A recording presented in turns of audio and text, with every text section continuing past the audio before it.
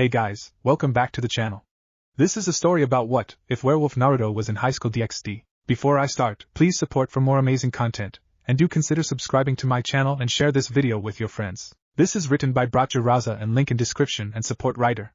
Let's start the video. Chapter 1, The Coddled Vulpine, Akino's Shrine. Rias Gremory, Sona Citri, Tsubaki Shinra, Saror Bale and Kisha Abadan sat at a table while Akino Himejima served them tea. The young devils were currently in Ko, with the females, all younger than 16, in their school uniforms with second-year pins on their shirt collars. So, is he your secret piece you have kept out of the public eye, Sarorg? Rias asked her cousin as she looked past Sarorg, and at the other male in the room. He was young, about 14. Spiky blonde hair, blue eyes, whisker-like marks on his cheeks. He wore a similar outfit to Sarorg, but it was messy and torn here and there. The thing about him that stood out to the Arasas was the fact he had a crimson fox pelt tied around his waist, which his hand was running through the fur absent-mindedly as he looked out the temple window. But they also saw he had a foxtail growing out of his tailbone, and some big fluffy ears on his head that were bright orange with white tips. Yes, he is, Sarorg said with a small amount of pride. But there is a reason why I have kept him secret. Of course, Rias replied, rolling her eyes. So why are you here? Sarorg took a breath, glanced back at Naruto, who was ignoring everyone. With permission from the Satans, Naruto is going to be joining Ko Academy as a third-year junior high student.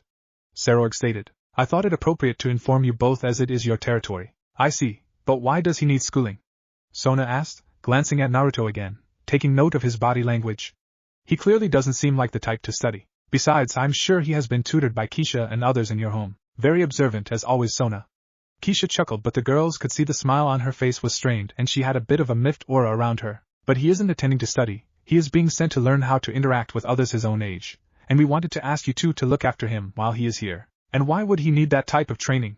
Akino asked as she placed a cup of tea in front of the Bale King. Kisha and Sarorg's body language read subtle discomfort and hesitation as they looked at each other. Naruto, we have coddled him ever since we found him. He is a strange case, and we can't help him with this as he would refuse to do this. Kisha stated. We realized long ago that this wasn't good, so we have had to put our foot down and order him to do this. They saw her lips were saying one thing, but they could see she was shaking with rage, meaning she did not really believe what she was saying. As the kings and queens at the table talked, Akino approached Naruto, holding a cup of tea. Here you go. Akino offered as she went to place it on the small table next to him. However, her hand slipped and the cup smashed against the table and the tea went everywhere, some droplets heading for the pelt before Naruto seemingly vanished, letting it hit his chair. Everyone who wasn't Kisha or Sarorg blinked while the Bale and his queen looked behind Sona and saw Naruto in the corner, glaring angrily at Akino, who felt his stare and turned to see his anger. An unknown amount bushy foxtails popped out of his tailbone alongside the first one, and were covered by his pelt. His nails became claws, his whisker marks thickened, his eyes became red with slit pupils and his body enlarged, becoming taller and more muscular than he originally was. His clothes magically stretching to fit his frame, and showed why his clothes were torn. His body was covered in burnt orange fur, his legs became three-jointed, and the top part of his mouth became a fox snout with a human jaw. 1. To top it off, his body was emitting chakra which was felt by everyone and it applied pressure to the Citri and Gremory house members. That's enough, Naruto, Sarorg stated sternly as he stood up, his own power enveloping him and Kisha. Stand down, now. The pressure the girls felt vanished as Naruto instantly reverted back to his previous form. She tried to harm me, Naruto said in a quiet voice, his hands once again running through the fur on the pelt. Come here, Kisha said softly and motherly as Sarorg sat down. Naruto made his way over and pulled his chair up next to Kisha and leaned into her, allowing her to run her hand through his blonde hair, ignoring the shocked looks Rias, Tsubaki, Sona, and Akino were giving him. As you could tell, Naruto is a yokai, classified as a werfox, Sarorg explained. An actual werfox? Sona asked in surprise as she looked at the boy. I thought they were extinct. He might as well be the last of his kind, which is why I kept him secret, Sarorg explained as he scratched his head. You know how many people would want him just to have him breed to get one for themselves? A lot, Tsubaki said as she adjusted her glasses. Anyway, here, Sarorg said as he handed Sona and Rias a small bag and a manual. What is this? Akino asked as she looked at the cover. How to keep Naruto in check. It's a guide that has all the safe ways to keep Naruto under control if he starts causing trouble, Kisha explained. In the bags are some items that can help also, but please don't abuse them. Sona and Rias nodded and took the manuals and bags, placing them in subspaces for now. Well, I bet he and Kaneko will get along well, both being yokai, Akino said with a giggle, as both Kaneko and Naruto would look adorable together with their yokai features out. I believe so, but there is something you need to know, Sarorg stated seriously, glancing at Naruto who was pouting/glaring at him. This isn't punishment, Naruto. This will help you. I promise it will. Can we go home now? Naruto asked dully. Naruto, Kisha said softly. You have to stay here and attend school. Naruto pouted further. The young heiresses and queens watched as Saruorg and Kisha act like parents. So, will you take care of him? Saruorg asked, his attention back on Sona and Rias, bowing his head as he pleaded. Kisha also bowed her head. Sona and Rias looked at each other. I can accept him, but this isn't a peace transfer, is it? Rias asked. No, it isn't. Saruorg stated. He will be classified as a free pawn. Thus, he is free from any king, but is still tied to my house. You will be labeled as his guardians, and all you have to do is make sure he studies and stays out of trouble while making friends. I don't want friends, Naruto stated as he clung to Kisha. I am fine with you and the others. I understand the situation, and I promise I will do what I can to help him. Sona said as she looked at the young man. I will do the same, Rias stated. The three kings stood up and shook hands, signaling that they were in agreement, and the talk was over. Alright, we will leave him in your capable hands, Saruorg said as he helped Kisha up, and made Naruto release her. Don't leave me, Naruto asked quietly as he looked at his king and queen, his blue eyes riddled with all negative and sad emotions one person could think of. We will come back and see you, I promise. Saruorg promised as he hugged his pawn. They hugged for a short time before Naruto reluctantly let Saruorg go. He watched as Kisha and Saruorg left via teleport circle and he was alone with the Citri and Gremory. Well, I guess I will find him a place to live, Rias offered to Sona. I'll get him his uniform and register him for classes. Thank goodness we had become co-ed last year, or else this would have been impossible, Sona stated as she looked at Naruto, who had removed the pelt and was holding it in his arms and rubbing his face against it. Naruto, we are going to get your uniform. Please come with me. Naruto said nothing as he nodded, walking eerily silent behind Sona and Tsubaki as they went to the school. After an hour, Naruto walked out from behind a screen, his tattered uniform hanging up and replaced with the co-male junior high uniform. However, he was messy and the pelt was once again on his waist. Sona's eyes twitched as she approached him. Your clothes are ruffled and I won't stand for this, she said, mildly upset that this boy didn't seem to know how to dress himself as she smoothed out the shirt and jacket before reaching to untie the pelt. And you still have that gross pelt. Don't touch it, Naruto shouted as he smacked Sona's hands away. Sona's hands stung and the bones felt like they were rattling as she winced in pain. What? She thought as she watched Naruto take several deep breaths as his hands gripped the pelt. It stays on, Naruto said aggressively after a minute of calming down, showing he was going to fight for this. Okay, but if only we cover it in magic so the others don't see it, Sona said as Tsubaki helped her up. I'm not good at magic, Naruto responded respectfully. Never was, and no amount of training helps. Then we can. Sorry, but no thanks, I can cover it myself, Naruto interrupted as the pelt seemingly vanished instantly. I thought you said you aren't good with magic? Tsubaki asked, sort of insulted at this. It isn't magic. It is a transformation jutsu, it uses chakra, Naruto explained as he undid it, and the pelt reappeared. Are we done here? Sona flexed her fingers, stopping as pain shot through her body. Yes, we will go find Rias and she will take care of you from now on. Remember, school starts at 8 in the morning, meet me outside the gates before that time and I'll take you to your class and give you your schedule, Sona stated as she put on a facade. Okay, Naruto said before he bowed. I'm sorry for hurting your hand, Ms. Citri. It's okay, Sona said, very surprised at his emotional change. And please call me Sona. Underworld, Bale Territory, Saruorg's house. Saruorg, the minute he got home he saw his queen immediately wander off on her own without saying a word to him. This is unusual given how close they are to each other, but in the end, he knew why she was angry. She did not want to do this in the first place, and it was the first time in his life he can recall that his entire peerage had to make sure the argument did not turn hostile. Flashback begins. 1 week ago. In the middle of the room was Saruorg and his queen Kisha, who both were staring each other down with the peerage watching in the background to make sure this stayed civil. Next to them at the table was Regulus, who was there just to keep them from killing each other, and at the same time to hear both sides of the discussion. That, and he had the best view of Naruto outside looking up at the sky being comforted by his pelt. Kisha, why can't you see this is for the best? Because you are saying that we need to send him out on his own with your cousin. For once in your family life, can you people stop seeing Rias and having her seen as this perfect person, and just see that it is dangerous to leave her there? What is that supposed to mean? She glared harder, but Regulus coughed, getting her to calm down. You know as well as I do that Riser is pushing for their marriage to happen sooner. Given that, don't you think it is too good of a chance for her to try and recruit him to her side for this? Given we know there is hostility between the two of them and that ever since the little princess got to know him, they have been getting worse, I'll have him there as a free pawn so there are no worries about this. He was tired of this discussion, but he had to make sure she did not go back on the deal they were about to make for Naruto's future. Oh, and you want to hand them the golden tools to basically control Naruto then? While they might be perfect in the eyes of others, I can see someone that would probably abuse this tool to do as she wants, and make the decisions that best suit her. The peerage sighed. One hand they agreed this is a possibility, but they knew this was more for wanting to keep Naruto at the house. You're being ridiculous. Naruto will be fine. Look, I love the kid as much as you do and my mother does, but he needs this to grow. Keisha stood up abruptly. How fucking dare you say you love him when you are doing this to him? Sending him away into the hands of your family is your own way of saying, please fix him so that I don't have to. This comment sent off the king, and he stood up as well, flaring his own aura, but she matched it. I've known the boy as long as you have, and I love him as my own child, but he needs to grow.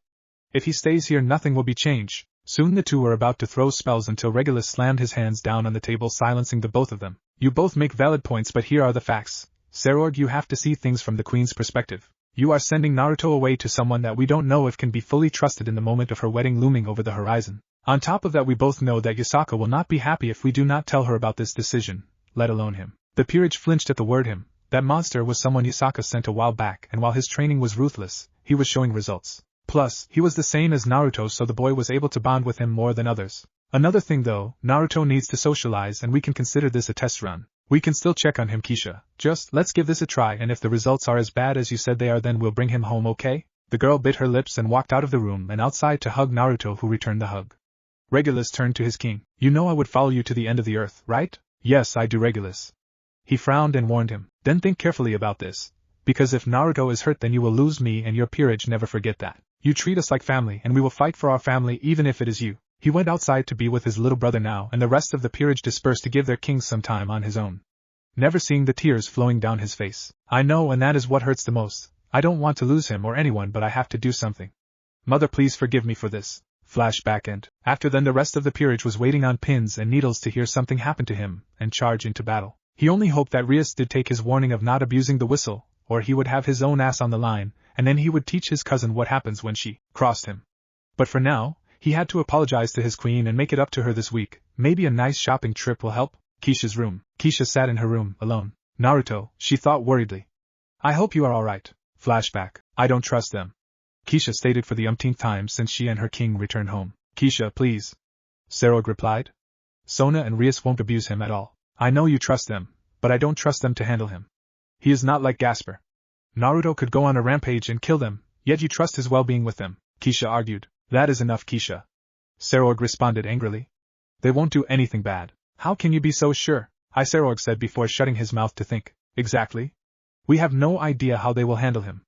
Remember, Naruto is emotionally damaged. They don't know him at all due to the agreement we had to make with Lady Yasaka. Thus, they will have no idea how to keep him in line. Keisha told him angrily. Is this coming from my queen, or the one who coddles him? Serog snapped. Because my queen would never doubt my judgment on something this important. It was now Keisha's turn to not have a response, but he could see the anger in her eyes and approached this carefully. Look, I understand your concern, Serog said calmly. But this is for his own good. If we kept him here, it would not make Naruto any worse, but it would keep him stagnant. Fine. Keisha snapped. But I will check in on him, and if I find out they have done anything to harm him, I'm bringing him home. That is fine. But we can't keep coddling him, Keisha. Serog responded. He is growing up, and we can't always be there for him. But I know you care for Naruto very much. But he needs to learn how to do things on his own. Serog interrupted her. I am just as upset as you, but I want him to be better than he currently is. End flashback. This argument happened 3 days before today, and Keisha still wasn't happy with it. Naruto, please be safe. Keisha thought sadly. She was snapped out of her muses when she heard a tapping at her window. Upon opening it, Keisha saw a phoenix, in its beak a letter with the Phoenix family insignia. Skip. Later that night, Rias and Sona called their peerages to the ORC clubroom to meet him and introduce themselves. Naruto looked over them all, unsure how to approach any of them, as the majority of them were women, and only Rias had a male peerage member. However, a particular scent wafted through his nose, a yokai scent, the scent of a nekashu. Kaneko, who was snacking on some sweets she brought, looked up and staggered a bit when she realized that Naruto was in front of her, sniffing her. What? She demanded. I'm not sharing. Be nice, Kaneko. Rias said as she watched her rook and the pawn of Bale stare at each other. Naruto's curious blue eyes never broke from Kaneko's hazel eyes as he brought his hands up and clapped once. Rias, Sona, and their peerages were shocked to see white cat ears and a single white tail appear on Kaneko, whose eyes started to widen with fear before she started purring. Naruto gently grabbed her ears. Massaging them, Naruto smiled and leaned in, chewing on her ear gently as he pulled Kaneko close. A pair of fox ears and a single tail appeared on his person. Oh, that is so cute. The girls in Sona's peerage stated as Naruto removed his hands from Kaneko's ears and put them around her waist and pulled her into his lap, his tail wrapping around her while he continued to nom on her ears. Stop it, Kaneko moaned, face hot red, and eyes lidded with a smile she was trying to keep from happening on her lips. Naruto said nothing as he continued what he was doing but gave her a quick lick on the cheek. Kaneko's pleasure-filled face became rich with rage. I said get off. Naruto felt pain spread through his body as the white-haired girl punched his face, loosening his grip, and then several more times, breaking his concentration and his pelt getting revealed as he fell to the ground. Kaneko, very upset, took notice of the pelt. What's with that stupid fur wrap? She asked. Naruto's eyes snapped open, thin and focused as he got up slowly. What did you just say? He asked angrily as he ran his hand through his pelt. I asked what the stupid fur wrap. Kaneko was punched through the wall, her nose broken and bleeding. Senjutsu? She thought in a panic as she landed, rolled on the ground. Naruto, stand down now. Sona and Rias ordered, internally scared as they saw Naruto instantly transform into the form they saw earlier. Naruto ignored them and got on all fours. Shave. He thought before he vanished and reappeared before Kaneko. Tempest kick. He kicked the air, but missed her. However, a sickle of compressed air sliced through and struck the Nekashu. Shit! Sona's peerage members thought. Rias watched as her peerage members leap out of the hole that led outside. Lightning/sword birth. Akino and Kiba shouted as they activated their power/sacred gear. Paper art. Naruto thought as he reflexively dodged all of Kiba's swords and Akino's lightning as if his body was made of paper. He appeared behind Akino, his arm extended forward, index finger pointed at them. Finger pistol. At blinding speed, his index finger sank deep within Akino's shoulder, shattering the queen's defensive boost and her shoulder cuff. You are open! Kiba stated as he swung at Naruto. Iron body. Kiba slammed his sword into Naruto's back, only to feel it vibrate his bones as the blade shattered upon impact. Naruto's tail wrapped around Kiba and he spun around, slamming the Knight of Gremory into the queen, sending them into a nearby tree while Naruto turned his red fury-filled eyes to Kaneko. Kaneko was sacred. The power of Senjutsu was fluctuating around and within the pawns she saw before her and flashbacks of her sister, and the trauma she caused her, Kaneko started to break down. Naruto lunged at the rook, before his eyes widened and he collapsed, gripping his ears and screamed in pain as his body reverted to his human form. Kiba and Akino noticed this and wondered what was going on as they looked around and saw Sona and Rias both holding whistles, but they weren't making any sound. Dog whistles? Akino thought as she helped Kiba stand up, his body still shaken from the impact with the tree. Sona and Rias stopped blowing on the high-pitched whistles, Naruto relaxing and breathing hard as they approached him. Thank the Satan Serog packed these in the bag. Sona and Rias thought as they watched Naruto sit on his but with his pelt covering his upper body, as if he was hiding himself from them. Rias checked her peerage members as they were hurt, while Sona walked slowly up to Naruto. Are you alright? Sona asked calmly, the whistle in her hand to be used if necessary. Naruto shook his head from under the pelt. May I ask why you got mad? Sona asked. Naruto was silent, but he moved the pelt down a bit, his eyes being visible, full of tears as he gripped the pelt. He said nothing before he stood up and walked off, most likely to his small apartment that Rias got for him. No one tried to stop him, but they got tense as he stopped near Kaneko, who looked at him with fear and anxiety as his hand came out and gently patted her head, sending soothing sensation through her, calming her down. Naruto smiled a bit, before he used the Bale teleportation circle to go home. I see you really screwed up. Everyone turned to see another devil. Who are you? Sona demanded. I am Serog Bale's other pawn, Regulus. Regulus introduced. I was ordered by Kisha to deliver something to Naruto, and it seems like it was a good thing I did, for if you guys didn't find the whistles, I would have had to step in. He turned to the Nekashu and said, Careful with what you say, girl. Next time he might actually kill you for insulting her. Her? Rias asked confused, the fur wrap on his belt. Sona frowned. Why is it so important to him, and why are you here? He sighed, starting to walk out of the room. I was sent by Kisha, who I will not tell about what happened today, as she will flip out and things will turn ugly. There is a letter from a friend of his in the underworld that is planning to visit him, so please know that he is going to be busy this weekend. Regulus said as he handed Rias the letter, before he frowned.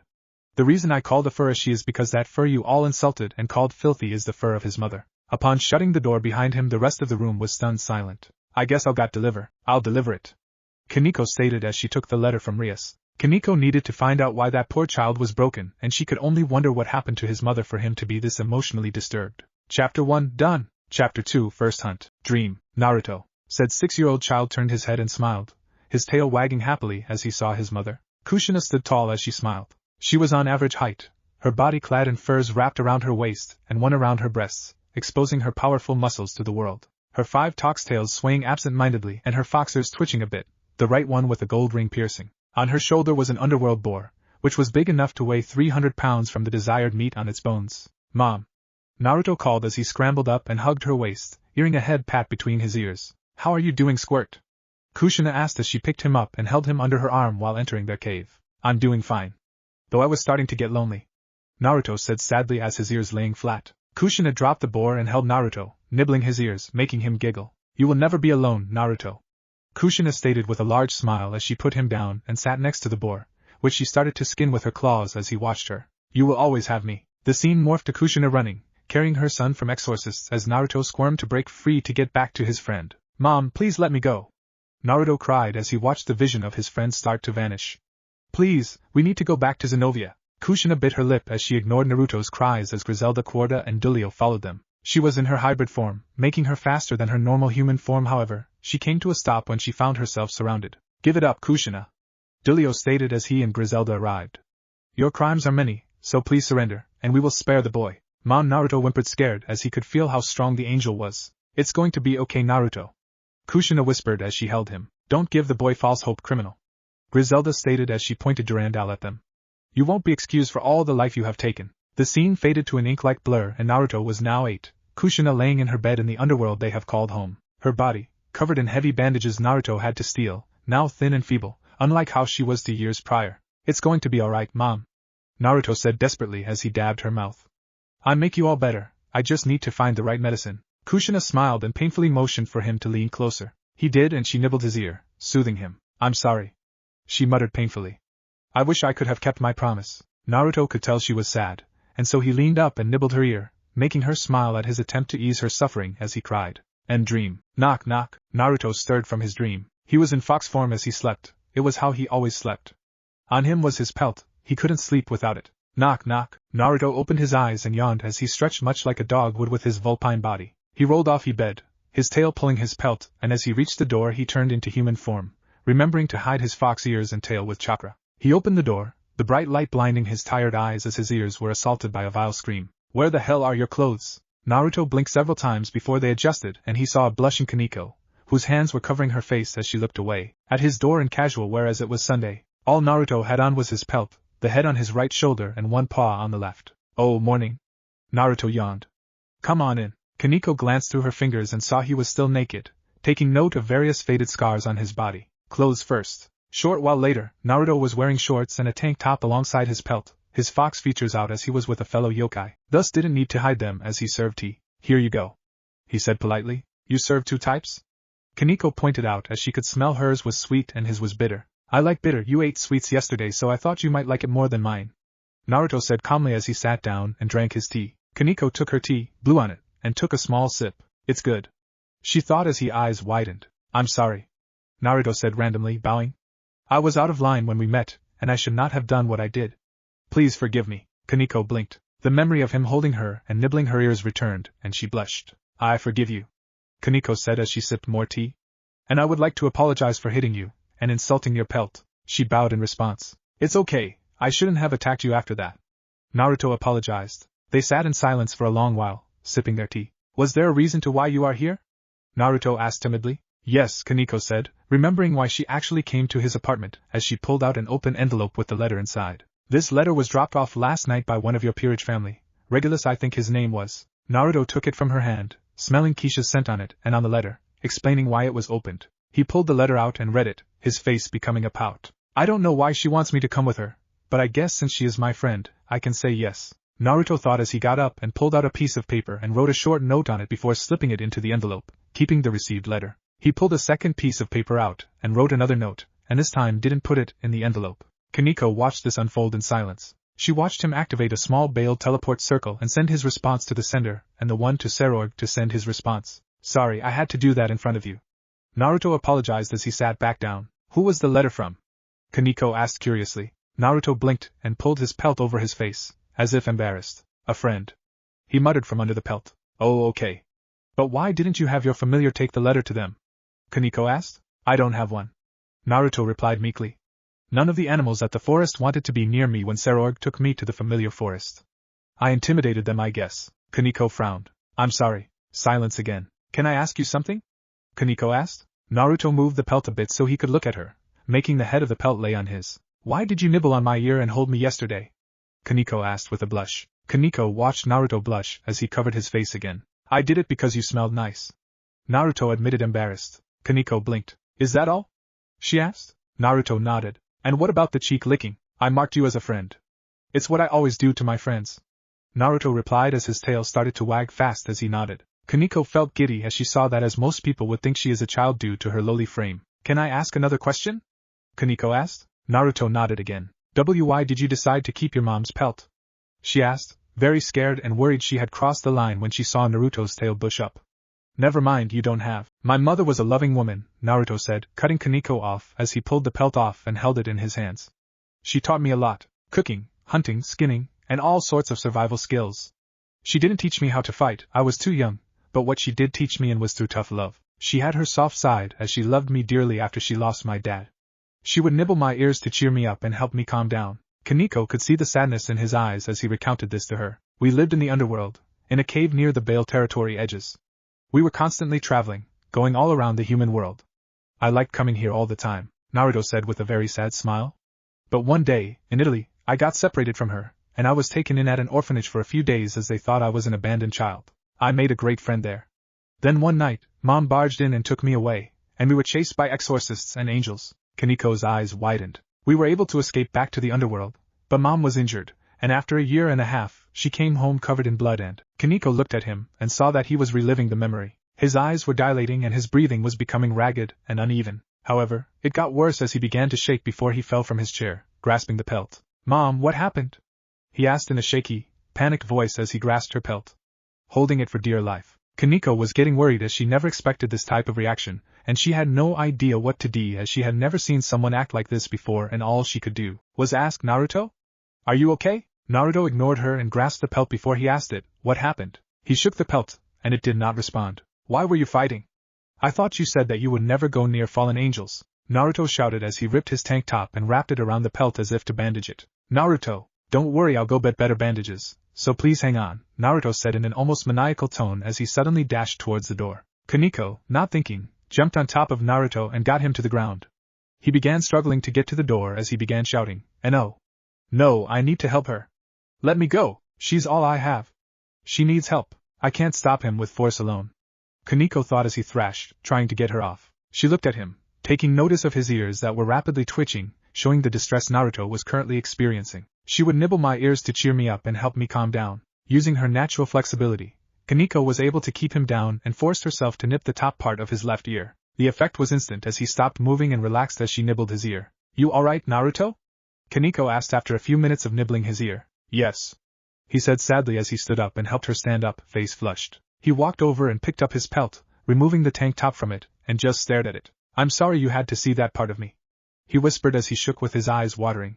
Losing my mom, it was something I couldn't bear. So when she died I skinned her, so she would always be with me, like she promised. He started to cry silently as he sat down. Kaneko walked up to him and hugged him. It's okay, let it out, she whispered softly into his ear. She knew what he was going through, to some degree. When Chiron lost her sister, she was incredibly scared and lonely until she was handed over to Rias, at that point having no name, before being given the name Kaneko Tujo by her king. Unlike Naruto, Kaneko wanted nothing to do with Kuroka, who had promised to protect Chiron, but went back on that promise the moment she killed her king, letting herself be labeled as a stray devil. However, Kaneko could tell Naruto wanted to cling to the past as much as possible, as his mother was all he had at one point, like how Kuroka was all she had. I will stay with you, I promise, Kaneko whispered as she soothed him. Naruto stiffened. He gripped his pelt tightly as he reached up with one hand and used it to hug Kaneko. Thank you?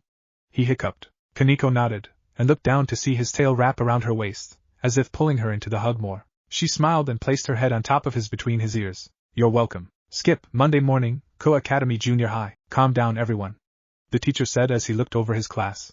Now, help me welcome our new transfer student, Naruto Bale. Kaneko, at her seat, watched as Naruto nervously got up in front of class, his ears, tail, and pelt hidden. He stood there nervously shaking before he leaned against the chalkboard. Hello, I'm Naruto Bale and I hope we can all get along, he mumbled nervously. He is so cute, many of the girls in the class shouted. He is so bashful it makes you want to eat him up. Naruto was bombarded with question after question, not able to answer any due to the constant chatting, but the teacher soon put the class in check. Alright Bale, take a seat next to Tujo, the seat behind her is open, the teacher said as he pointed in Kaneko's direction, which she raised her hand for Naruto to see. Naruto nodded and quickly made his way to his chair, wishing he could be anywhere else but here. But with Kaneko here, it will be okay, right?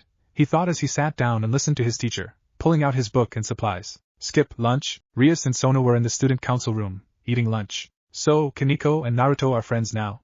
I'm surprised after all that happened last Saturday, Sona stated as she went over paperwork. Yeah, I was shocked when she returned yesterday saying that she will take care of him during class, Rias said as she leaned back on the couch reading the manual Saror gave her. I thought she would hold a grudge, but it seems they smoothed things over. I wonder what happened to make this possible. Sona stated, piquing her and Rias's curiosity. You think we should ask them? Rias asked Sona. I want to, but if Kaneko helps us keep him in line, then I don't think we should pry into their business unless necessary. Sona replied. Though I really want to know. Rias agreed. Did you ever figure out what he was doing when he fought my peerage? Rias asked. I haven't seen any martial art, or whatever it was like it before. Well, from what I could get, Sona said as she finished her paperwork. It is a martial art that was created by yokai who did not have a great connection to senjutsu to even the playing field against those that did. And from what I can tell, Naruto can use senjutsu and this martial art, which will make him very deadly on top of the other things he might be able to do. Really? What is it called? Rias asked. It's called Rokushiki or Six Power Martial Arts. Sona replied. Rias couldn't help but laugh. Really? That is a funny name, she said as she chuckled. Laugh it up, Rias, but it's one of those six that broke your queen's arm. Sona stated, making Rias stop, her seafoam-colored eyes wide open. Yeah, strong right. One ability was able to break through the queen piece's enhanced defense. Shit, and that was without senjutsu? Rias asked. Most likely. Sona replied. Damn, Naruto would be helpful in getting me out of this wedding contract. Rias stated possessively. But Serorg would not allow that to happen. He would not give such a powerful piece to anyone. Not because he is greedy, but the amount of force needed to keep Naruto under control must always weigh on his mind. Exactly, Sona replied.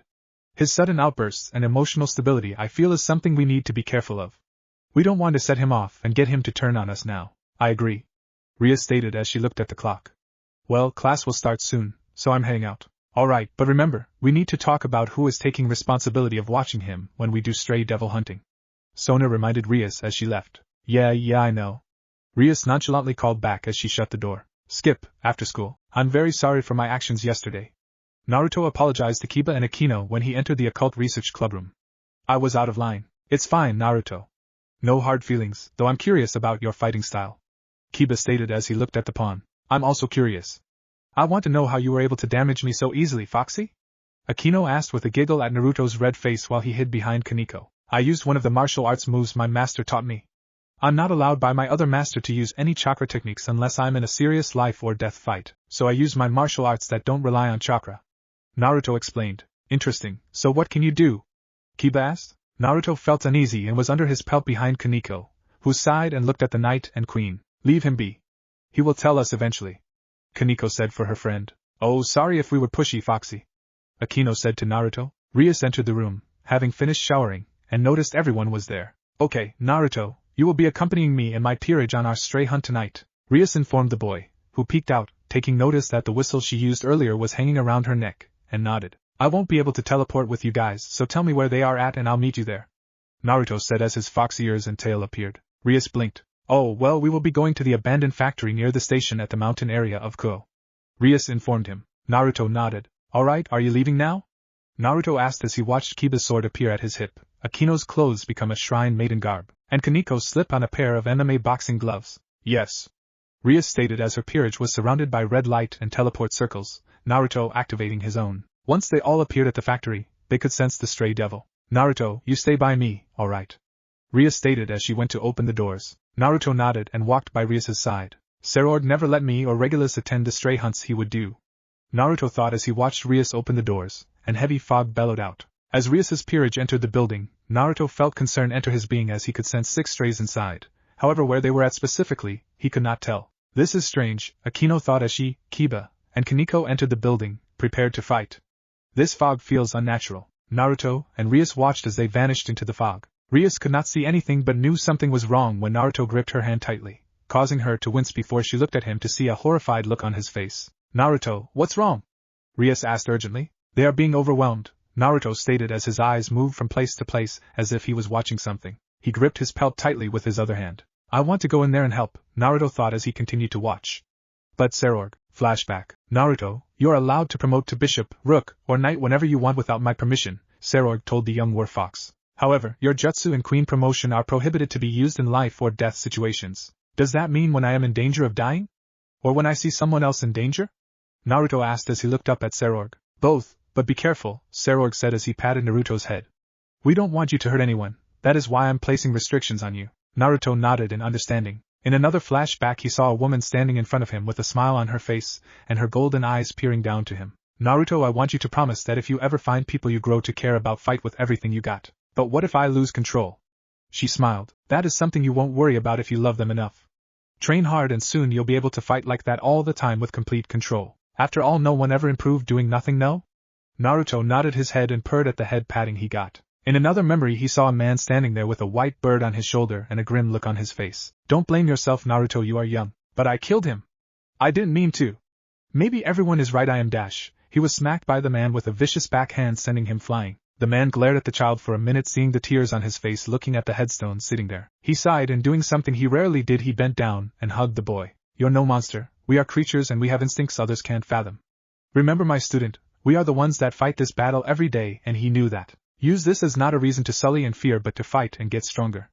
To master the power in your veins and show that his death was not in vain, got it? Naruto nodded his head and he soon stood up with the child, walking him back to his home. End flashback. Naruto gritted his teeth as he continued to watch this. He saw Kiba's leg get slashed open by the fog itself, which was hindering his movements. Naruto gripped his pelt harder. Akino's lightning, which should travel best in heavily humidified areas, was not hitting her target before she was slashed on her back. Naruto grit his teeth harder. Kaneko was unable to see anything, relying on her hearing with her sight and sense of smell blocked by the fog, and she was doing her best, but she was slowly getting covered in cuts and scratches. Naruto's breathing began to get heavier as he watched the one-sided battle unfold. Rias could feel Naruto's grip tighten even further as he stood there doing nothing due to being confused about what he should do. I need to help them, but Sarorg said I can't use jutsu or queen promotion. That means I have Rokushiki, rook, knight, and bishop, Naruto thought as he saw Kaneko collide into Kiba. Both were bleeding badly and were having trouble getting up as Naruto thought, and this counts as life or death. But is this what Sarorg meant, or is it when I was in danger of dying? In his confusion, Naruto wasn't paying attention. Rias had left him alone to fight alongside her peerage, only to get lost in the fog. Rias was doing her best to defend herself and attack the strays through the fog, but she wasn't making much progress as seen by the cuts she was suffering as well as her clothes. Rias kept on fighting, trying to help, but was unaware of a section of the fog that was slowly condensing directly behind her. But someone else saw the oncoming attack. Bucho! Rias felt herself get pushed out of the way, and saw Kaneko with a blade of fog stabbing through the side of Kaneko's body. Naruto's eyes widened when he felt Kaneko's chakra start to slowly fade. An image of Kushina, bloodied and bandaged, and an elderly man dying flashed in his mind as his eyes suddenly turned red. Kaneko! Rias shouted as she ran to her rook's side and checked the wound, to see that it wasn't vital. Looks like the little bitch is the first to go. One of the strays chided. Shit! We need to retreat. Rias thought as she was about to recall her peerage before she noticed that the thick fog was thinning. What the fuck? I'm getting pulled in. The fog shouted as it struggled to stay put. What? Kaneko weakly asked as she cracked open her eyes. The peerage looked at the doorway and they saw Naruto, in hybrid form, on all fours, with his tail up in the air, with it forming a sphere of chakra at the tip. The chakra spinning in a sphere was so fast that the fog was collecting into it, causing it to grow, and it seemed to be turning the chakra red as the group noticed the red was in fact bits of flesh and blood. Nuh! The fog stray shouted before all its fog vanished, and it was inside the chakra sphere Naruto created. Naruto growled out the name of the attack, Rasengan. One of the strays suddenly felt an intense rotational force slam into its face, ripping its flesh off and destroying its brain as the fog stray was killed. The group was shocked to see Naruto take down two stray devils so easily with one move. They watched as Naruto began turning to face the other strays as he was growling loudly and angrily, reminding each of them of a wild animal. What the fuck is with that thing? One of the remaining four strays questioned before Naruto landed on the ground and growled, his red eye showing anger as well as fear as he tried to stay in control. Shadow clone. He growled out as three physical clones appeared out of a plume of smoke, shocking Rias and her peerage at the sudden appearance of the clones. Fuck this. I'm out. One stray shouted as it headed towards the exit, only to see one of the clones appear, arm pulled back and its index finger pointed. Finger pistol. The clone's finger stabbed and penetrated the devil's brain, killing it. The other three strays weren't as scared but knew they were outmatched as they watched half of their comrades die. They jumped and attacked Naruto and his clones, only to miss as the three dodged their attacks as if their bodies were made of paper. Moonwalk. The three Narutos thought as they kicked off the ground into the air, the devils were about to charge, thinking they had made a mistake until they saw the three kick off the air making them go higher, and continued to do so as they moved through the air without wings. Tempest kick! Thought the three as they each kicked the air, sending condensed blasts of air towards the strays. The compressed air sliced through their targets, blood shooting everywhere as the devils burst open, covering Naruto in it as he landed and glanced over at the peerage, growling, shit. Rias thought as she reached for the whistle, only to notice it was missing as she forgot to wear it. Naruto took a step towards them but didn't continue as he gripped his face. He growled as he fell, never breaking eye contact on the peerage. But then he sniffed the air and soon walked over to the bodies and smelled the blood and started licking the blood, showing a feral state that enjoyed the taste of something. That was almost morbid. Rias. Kaneko coughed. Take me to him. Why? He is dangerous right now. Rias argued as she had half a thought to call Serorg or Sona to help contain Naruto. Please, I can calm him down, Kaneko begged. Rias felt uneasy, but nodded and helped Kaneko over to the growling werewolves, thinking they were coming for his food. Kaneko wasn't afraid of dying at Naruto's hands, but she was worried as she did not want him to hurt her or her friends. Once close enough, Naruto pounced and pinned Rias and Kaneko down, roaring in their faces, spit hitting them along with the blood. Kiba and Akino were about to attack before they saw Naruto collapse on top of the king and Rook as Kaneko massaged his fox ears. Naruto snuggled into Kaneko, pushing Rias away as he transformed into a bigger-than-normal fox wearing clothes and his pelt as he enjoyed Kaneko's magic hands. Well, isn't that cute? Akino weakly chimed as she slowly walked up while helping the limping Kiba and helped Rias stand. Yeah, but let's go home and heal. It has been rough, Rias stated as she needed to call Serorg. Unbeknownst to the peerage, a pigeon watched this small fight go down. It cooed before taking flight, vanishing into a small familiar seal. Elsewhere in the world, the pigeon appeared and perched on its master's shoulder. So, what happened, Hattori? The man asked as he stood atop a pile of stray devils. Hattori cooed and made gestures with its wings. The man scowled as Hattori finished his report. Damn that Bale brat, the man said angrily as he stood up. I knew he wasn't good for my student. And for the Gremry and Citri brats to use such methods to control him. It's just like devils to treat us like animals, though I am amused that the Nikomata has seemed to figure out a way to control him. He smiled. Maybe she can be the one that balances him at last, but she needs to grow herself. He frowned thinking about the other Nekasha that he knows of that escaped the underworld and was ordered to hunt down and bring to Kyoto. If this girl is who he thought she was, then maybe this can be a method he would use to bring her to him. But would he risk hurting Naruto in the process? 5 years ago, he would have said yes, but now he was not so sure. He had to think on this more. He started to walk away when one of his dead prey jumped at him. Die Lucci! The stray shouted, only to find Lucci walking by him with nothing more than a tip of his hat. When I kill you, it's best you stay dead. Lucci stated nonchalantly and bored before he continued to walk. The stray didn't understand what he was talking about, but soon his body exploded into gore, coating the room in organs and crimson liquid. Now I have to report to Lady Yasaka, Hattori. This was Rob Lucci, War Leopard, top assassin in the yokai faction, old friend of Yasaka, and Naruto's Rokushiki master. Chapter 3, Burning Passion. Rias's apartment. Kaneko frowned as she, naked as the day she was birthed, was held by a naked Rias, healing the injuries she received earlier that night during the stray hunt. It had been 10 minutes since the strays were killed, Naruto having fallen asleep on top of Kaneko as she petted his ears, and Akino offered to take him home due to Kiba needing his leg healed. So, Naruto seems to have become very attached to you, Rias said, trying to break the silence. Yeah, we were able to become friends, Kaneko replied to her king, a slight blush on her face.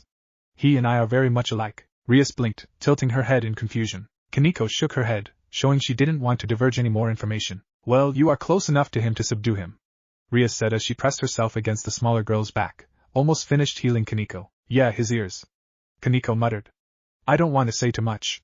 It isn't my place to tell them. Rias could put together Kaneko was withholding information, but seeing the look of thought and worry on the Nekasha's face, she decided to drop it and get to another point. Since this development has happened, I would like to ask you a favor. Kaneko turned to look at Rias. Go on. Next morning, Naruto, in fox form, rolled out of bed, anxiety and anger flowing through his veins as he ripped off the clothing that Akino left on him. His tail was bushy with the hairs standing on end. I have clothing when I sleep, Naruto thought as he was now naked completely.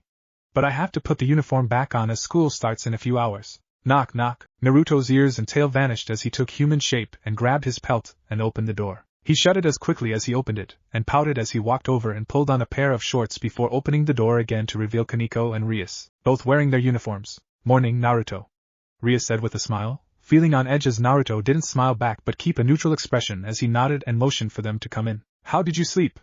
Kaneko asked curiously as she saw the clothes on the ground. I didn't sleep well, Naruto replied as he shut the door, letting his ears and tail out. Whoever brought me back here didn't know I sleep naked. I feel constricted when I sleep in clothes. Rias nodded in agreement, as she too slept in the buff. So, may I ask why you two are here so early in the morning? Naruto asked as he looked at them. I was wondering, are you lonely living here alone? Rias asked as she looked around and was surprised that there was only the furniture, and nothing else. Nothing of personal value of Naruto's. Naruto stayed silent. I do a little bit, Naruto said softly as he walked off into the kitchen. Why do you ask? I wanted to know if you were alright with Kaneko living with you as a roommate? Rias asked, getting Naruto to raise his eyebrow. Is this something you are making her do, or something she is fine with? Naruto asked as he pulled out some food to make breakfast. I am alright with this, Naruto, Kaneko responded, her face tinted a light crimson. Rias asked me and I agreed that I would, then I see no problem. Naruto replied, a blush on his face as he turned his stove on. Rias smiled as she looked at the two get along. She can have the bedroom. I have nothing in there but some clothing. Naruto muttered. But then where would you sleep? Kaneko asked, not wanting to be intrusive. Well, more than she already would be. I can get another bed and sleep in the living room. Naruto answered. It's big enough for that. Alright, I'll have one here for you when we finish school today. Ria stated as she and Kaneko smelled bacon and eggs cooking. A few minutes later, Naruto walked out with 2 trays, one with 3 plates with eggs, bacon, hash browns and the other had glasses of orange juice. He placed them down and motioned for them to eat. As they did, they noticed that Naruto was very well educated in table manners. He is a pawn to the House of Bale, so it was natural that Kisha would help him with his manners. By the way, I have a friend from the underworld coming over this weekend. Naruto told Rias. I will be busy with them, so don't expect me to help you with anything. Alright, thank you for the heads up.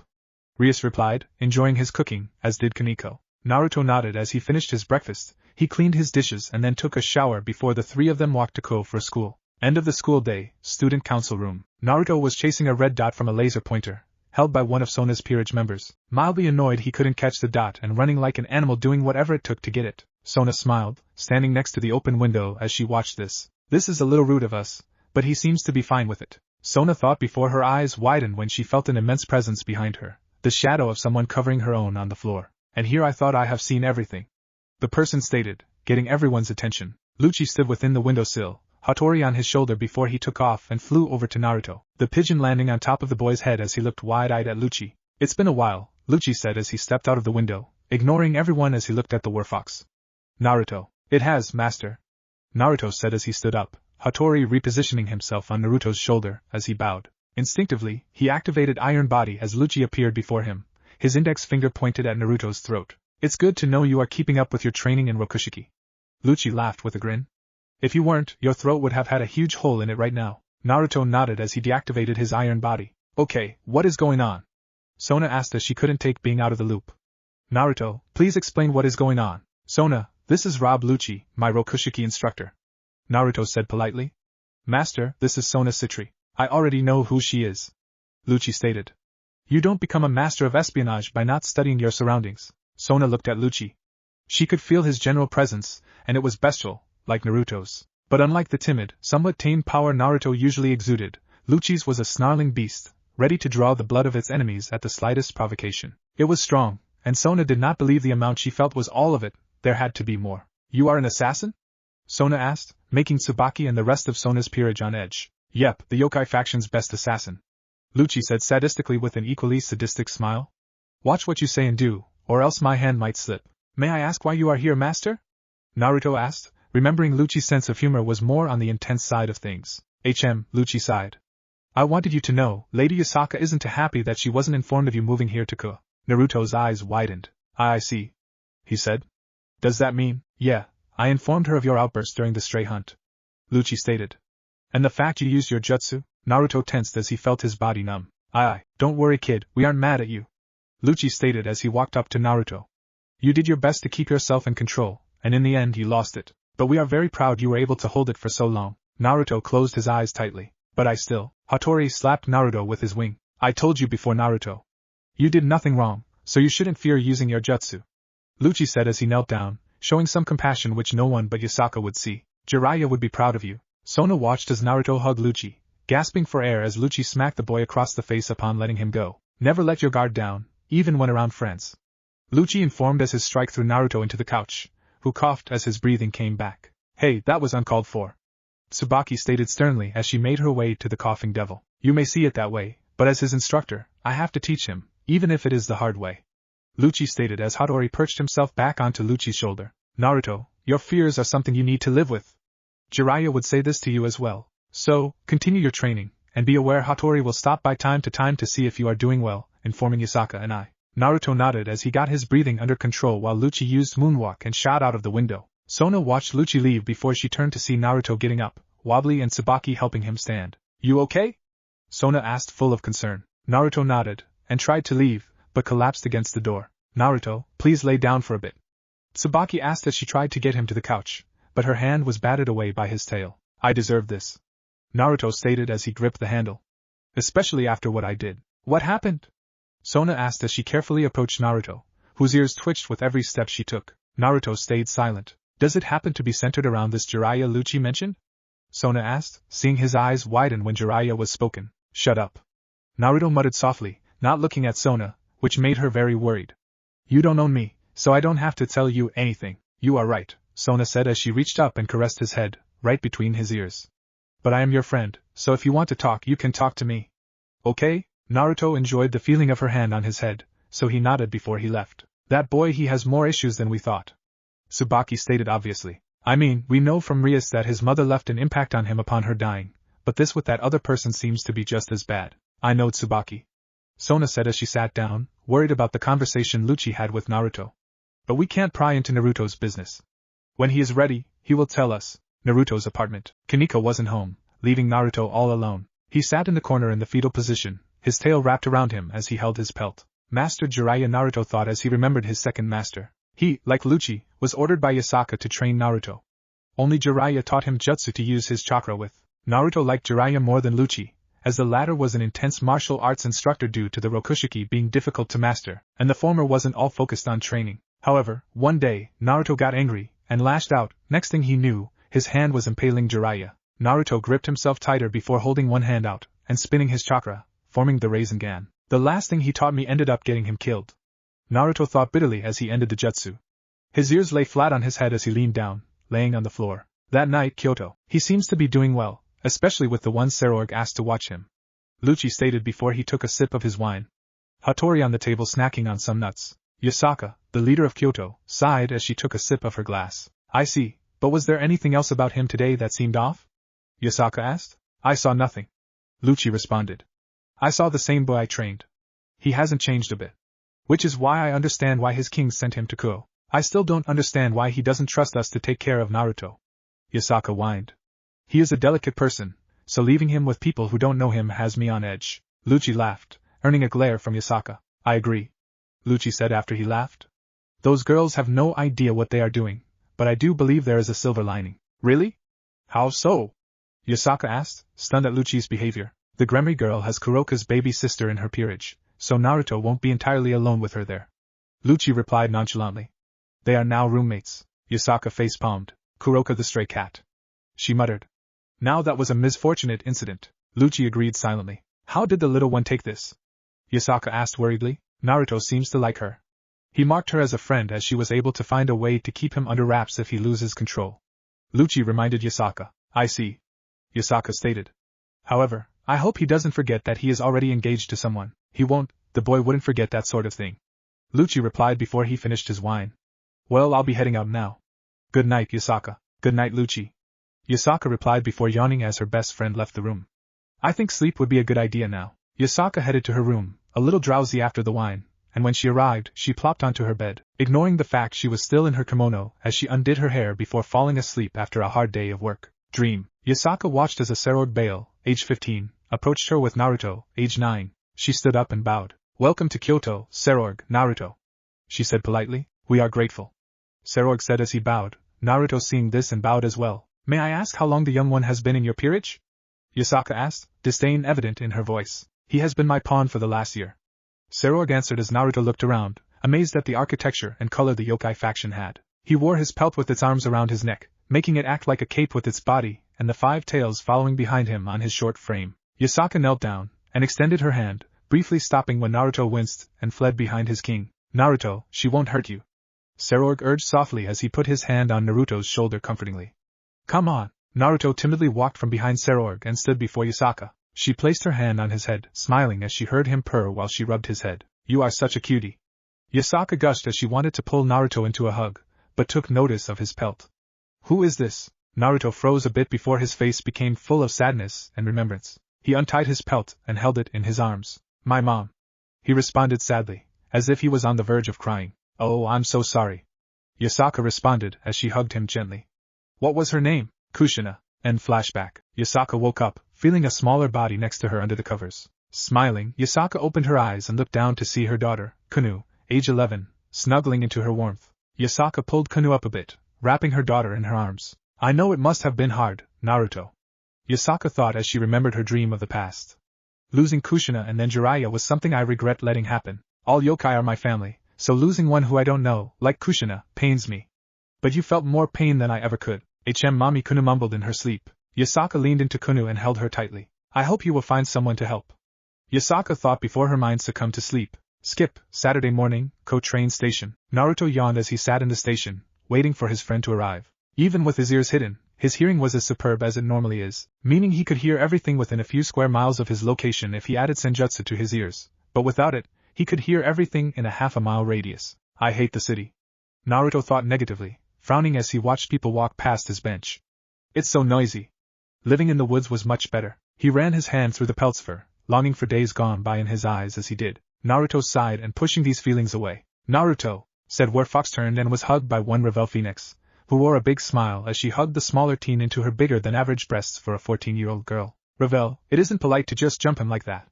Layla, Ravel's mother, said as she and her husband Jonathan walked up, arm in arm. It's fine, Lady Phoenix, I don't mind. Naruto said as Revel released him.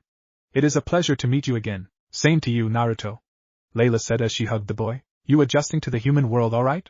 Jonathan asked. It is annoying, but I am managing. Naruto replied with a weak smile. Let's go. Revel stated excitedly as she took Naruto's hand and sped off, the boy being dragged by the young phoenix, making the adults giggle a bit as Naruto's deadpan expression worsened. He certainly has changed a little. Jonathan stated as he watched Revel drag Naruto into an arcade, stars in her eyes. I agree.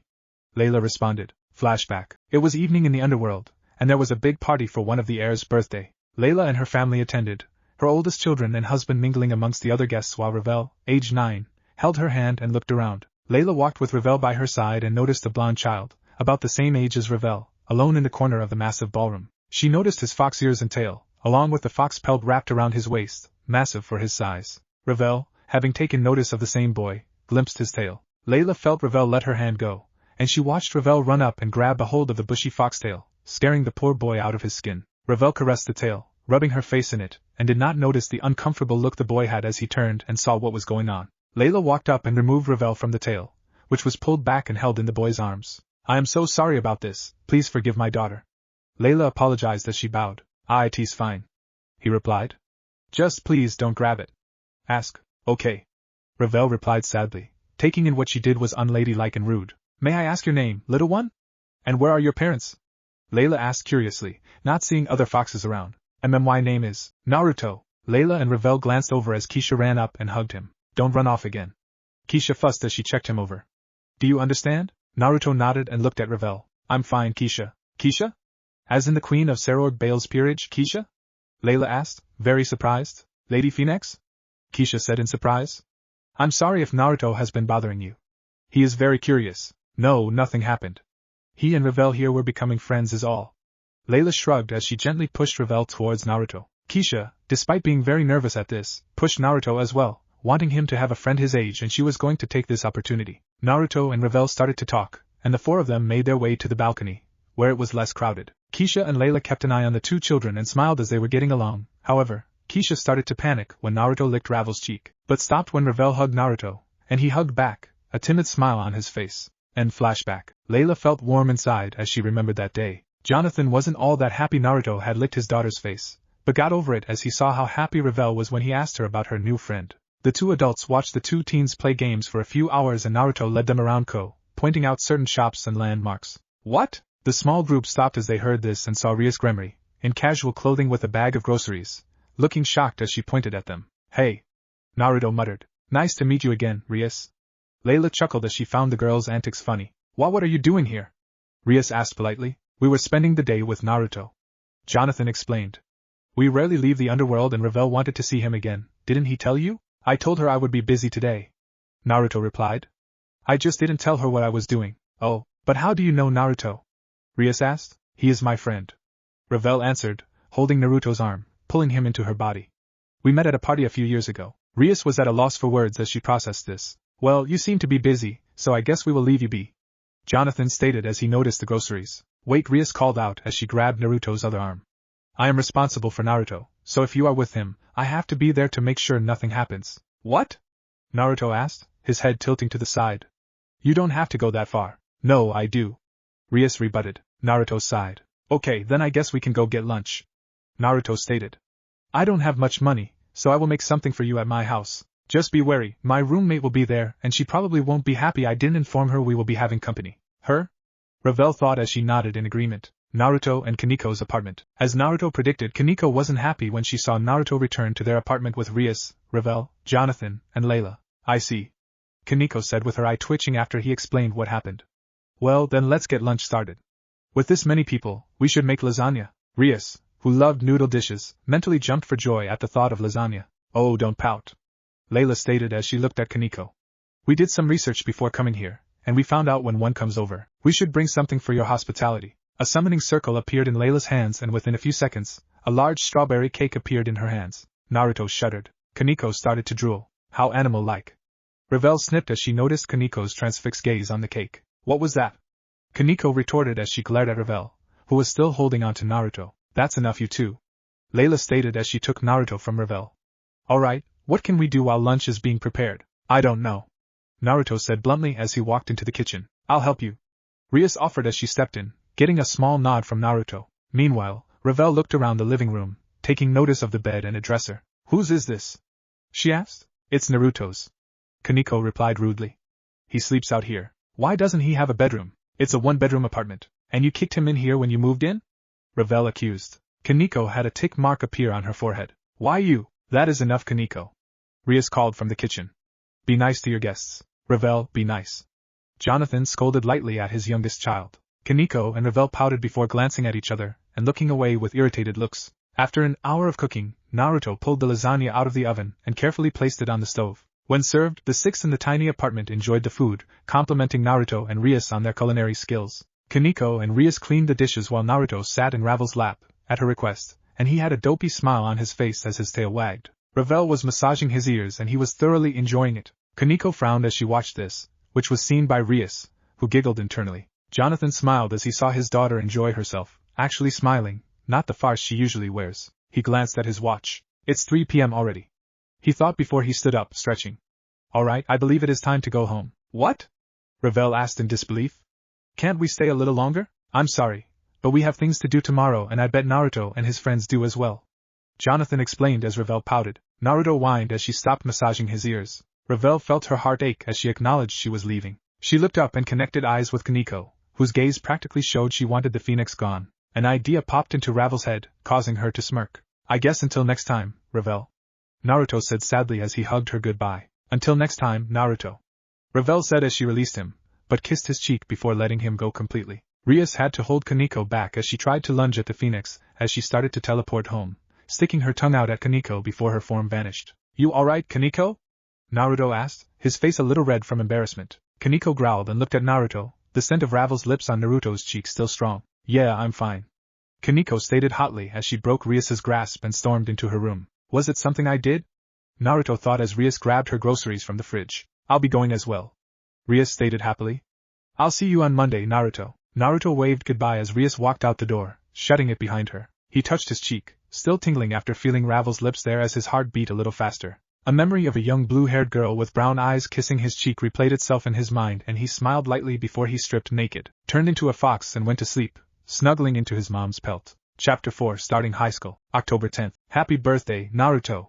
Kisha, Serorg, Rias, Sona, and Kaniko said in unison as the werewolf covered his ears from the confetti poppers they pulled hurting his ears. How Naruto thought before he was pulled into Kisha's arms. To think you are now 15.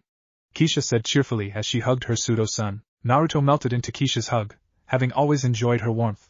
I guess we can do cake and gifts now. Serorg stated as he pulled out a medium-sized chocolate cake with a big 15 on it with swirls of orange frosting on it. Kaniko, mouth-watering at the cake, took it and cut a huge slice for herself and cut it into pieces for everyone else to help themselves. Here you go, Naruto. Sona said as she handed him a large package, wrapped in dark blue wrapping paper and a white bow. Naruto carefully removed the paper, and his tail wagged madly as he saw what it was. It was a sketch pad, with pencils, graphite and colored, and many other supplies he would use for drawing. Thank you, Sona. Naruto said as he hugged the Citri heiress, his tail wrapping around her. You are welcome, Naruto. Sona replied as she hugged him back, smiling greatly. But I have one for you from my sister as well. She placed the second box, pink with a purple bow, in front of Naruto. Naruto opened the box, but closed it immediately after looking in. Everything all right? Kisha asked, concerned at Naruto's odd behavior. Yes, Naruto said robotically as he pushed the box Serafall wanted him to have. Please get rid of that. Okay, Keisha responded as she took the box and sent it to her room, very curious to know what it was. Here is our gift, Serorg said as he handed a small bag to Naruto. It's from everyone in our family. Naruto reached into the bag and pulled out a small 8-inch by 7-inch picture frame holding a picture of the peerage of Bale Naruto was a part of. He felt his heart swell with happiness to see them all again, even if it was just a photo. Thank you very much. Naruto thanked his king and queen, hugging them tightly, showing how much he cared and enjoyed his gift. Now for Kaneko started to say before she was interrupted by a pecking at the window, all of them looking over and seeing Hattori outside. Everyone, excluding Rias and Kaneko, knew who Hattori was, and so it confused them when Naruto opened the window and Hattori flew in the boy's face and pecked at him, relentlessly. Ow! Naruto cried out as he activated Iron Body and defended his face from further punishment from the Pigeon of Doom. Hattori flew up and landed on Naruto's head, his wings moving strangely before a card appeared at Naruto's feet. With his job done, Hattori flew out the window. Who was that? Rias asked, thoroughly confused at why Hattori attacked Naruto. Hattori, he is a friend of my martial arts instructor. Naruto answered, his forehead having red peck marks as he deactivated Iron Body. What did he drop off? Serorg asked as he picked up the card, seeing Yasaka's seal. Oh, Yasaka sent you something. Naruto's ears perked up at this and snatched the card from his king's hands using shave, appearing on the opposite side of the room, opening the card. Inside was a small wallet picture of Yasaka and Kunu, smiling, and a small note on the card, saying happy birthday and wishing him luck in the next year. Naruto smiled as he held the picture and indeed placed it in his wallet. What did she send you? Serorg asked. Nothing, just a card. Naruto responded as he made his way over to some cake. Rias then walked towards Naruto with a little gift box herself and said, This is from me, Naruto. I hope you like it. Naruto looked curiously at the small rectangular box and knew by its size that it was either a book or a DVD. Naruto undid the ribbon before opening the box to see 6 DVD cases with a black background and 4 girls on the cover emphasized in different colors. One was red, another was white, the next was yellow, and the last black, while the title said, RWBY, Volume 1-6. Naruto looked at Rias curiously, and she smiled and said, I figured you probably don't have much to do sometimes when you feel like drawing, so I got this for you. Plus, I figured if this gets you more into anime, you and me could hang out sometime and watch some together. Serorg looked at Rias with a deadpan and said, Really? Why did you get him anime? Rias looked offended and replied, What wrong with anime? I'm trying to get him to socialize with people, not find something that will cause him to lock himself up in his room for hours on end. Kinda like a certain otaku cousin of mine, isn't that right, Rias? Rias blushed in embarrassment at being reminded of how she would lock herself in her room just to watch anime. Their conversation was cut short when Naruto walked to Rias and said, Thank you for the gift, Rias. Rias smiled and said, You're welcome, Naruto. Here is mine. Kaneko said as she handed him a box. Naruto took notice of Kaneko's hands, small cuts and bandages on her fingers as he took the box from her hands. He opened it up and pulled out a high school male uniform overcoat, but with a twist. On the neckline was an orange hoodie with fox ears with white fluff string on the interior. Kaneko, where did you get that? Sona asked in curiosity, as she did not think the company that made the uniforms that would make them would do this. I made it myself. Kaneko said, embarrassed, her face red a bit. I wanted Naruto to love it, thus I made it myself, the hood part, and then sewed it into a jacket he can wear during school. Kaneko was jumped by Naruto, his tail wrapping around her as he nuzzled her cheek happily. Thank you, Kaneko, he said loudly as he held her, making Kaneko blush harder as she smiled and hugged him back. It was no problem. Kaneko responded softly, which Naruto heard. I think I can allow him to wear it when he gets to high school in a few months. Sona thought as she looked over the jacket. It is sewn into it, so I guess I'll make do. The devils enjoyed themselves some more before they all went their separate ways, some preparing for finals, some worrying about people, and the last sleeping in blissful slumber, as they enjoyed their birthday. That night, Keisha was confused why Naruto was nervous about the present earlier. So, after going back to her room, she opened the box up and saw something that made her pale. It was something she did not expect the Leviathan to send. It was a tight-fitting outfit that had on tight pants, small boxers that had a hole in the back of them for his tails. It came with a cap that had a grinning fox on it on top of that. The fabric was thin to the point that if gotten wet it is see-through. Keisha knew one thing: Serafall was trying to get Naruto to wear this, and now she was at a dilemma. If she didn't get him to wear it, then the underworld's ice child would cause a rampage, but if she did, then she would have her child being eye candy for everyone. It was a huge dilemma, and she was not sure what to do in this case, given that she never wanted something like this for him. Piss off the strongest woman in the underworld or allow her child to be manipulated into something of a Shota sex object? For now she stuffed the box under her bed in fear of having this come up down the line, but she would talk to Serorg about the whole situation, and what to do with it, and hide it from the rest of the family to avoid some complicated humiliation on Naruto's behalf, and worse, them teasing him. Naruto did not take teasing very easily. When flustered people got hit, and it turns things into a brawl. Especially with his brother figure Regulus. Skip, week before finals RGH, I don't get it. Naruto shouted as he ran his hands through his hair. Why does this stuff have to be so difficult? You need help? Kaneko, wearing warm pajamas, asked. Because I can help you if you want. Naruto turned his head, eyes big and round with waterfall tears in his eyes as he nodded. Okay, what do you need help with? Kaneko asked as she sat down under Tokotatsu with Naruto, who pointed at the math problem. Skip, 3 days after finals, Academy. Kaneko and Naruto looked through the long list of those who passed, looking for their names. Tujo, Kaneko thought as she looked through the sea of names, seeing hers at 90th place, meaning she passed. Naruto, look, I passed. Kaneko said happily as she pointed at her name and placement number, which made the disguised Werfox smile. Good job, Kaneko. Naruto said as he patted her head, making Kaneko playfully smack his arm away, not wanting anyone to see her purr. Okay, now have you found your name? Kaneko asked Naruto, who pointed within the first column and his name was within the top 20 at the 19th. How, I am just that good, I guess. Naruto replied bashfully, his phone going off. He opened it and saw he got a text message from Kisha. Seems I am going home for winter break, Kaneko said sadly. Well, I hope you enjoy your break. Same to you. Naruto replied as the two of them left the board to go home. Naruto, Kaneko said seriously, making Naruto on edge. I'll get stronger while you are gone. It may be winter break, but that doesn't mean I'll slack off. Okay, Naruto said as he didn't understand why she was telling him this. Due to his freak out during his first hunt, Kaneko felt weak compared to her roommate, and now she would get stronger to protect him as he protected her and her peerage. And one day, I'll get stronger than you. Kaneko challenged. Oh, you don't say? Naruto replied toughly, unusual from his normal timid tone. Kaneko nodded, and they shared a laugh. Unbeknownst to the now first-year high schoolers, they passed a teen, 1 year older than them, who had brown hair and brown eyes. If they had been paying attention, the two yokai would have smelled the strong scent of a dragon on him. Skip, Underworld, Serog's house. Has there been any progress with Miss Li's condition? Naruto asked as he entered his home in the Underworld. Sadly, Kisha informed Naruto as she walked beside him. Lady Misla has not had any changes during the time you have been gone. Naruto's ears flattened on his head as he glanced at the lady of the house's room, where she has been for the last few years. Anyway, everyone is excited to have you back for winter break, Naruto. Kisha said excitedly, trying to break Naruto's sadness. You want some hot chocolate? Naruto's eyes widened at this and nodded his head in childish abandon as Kisha led him into the giant living room. Regulus!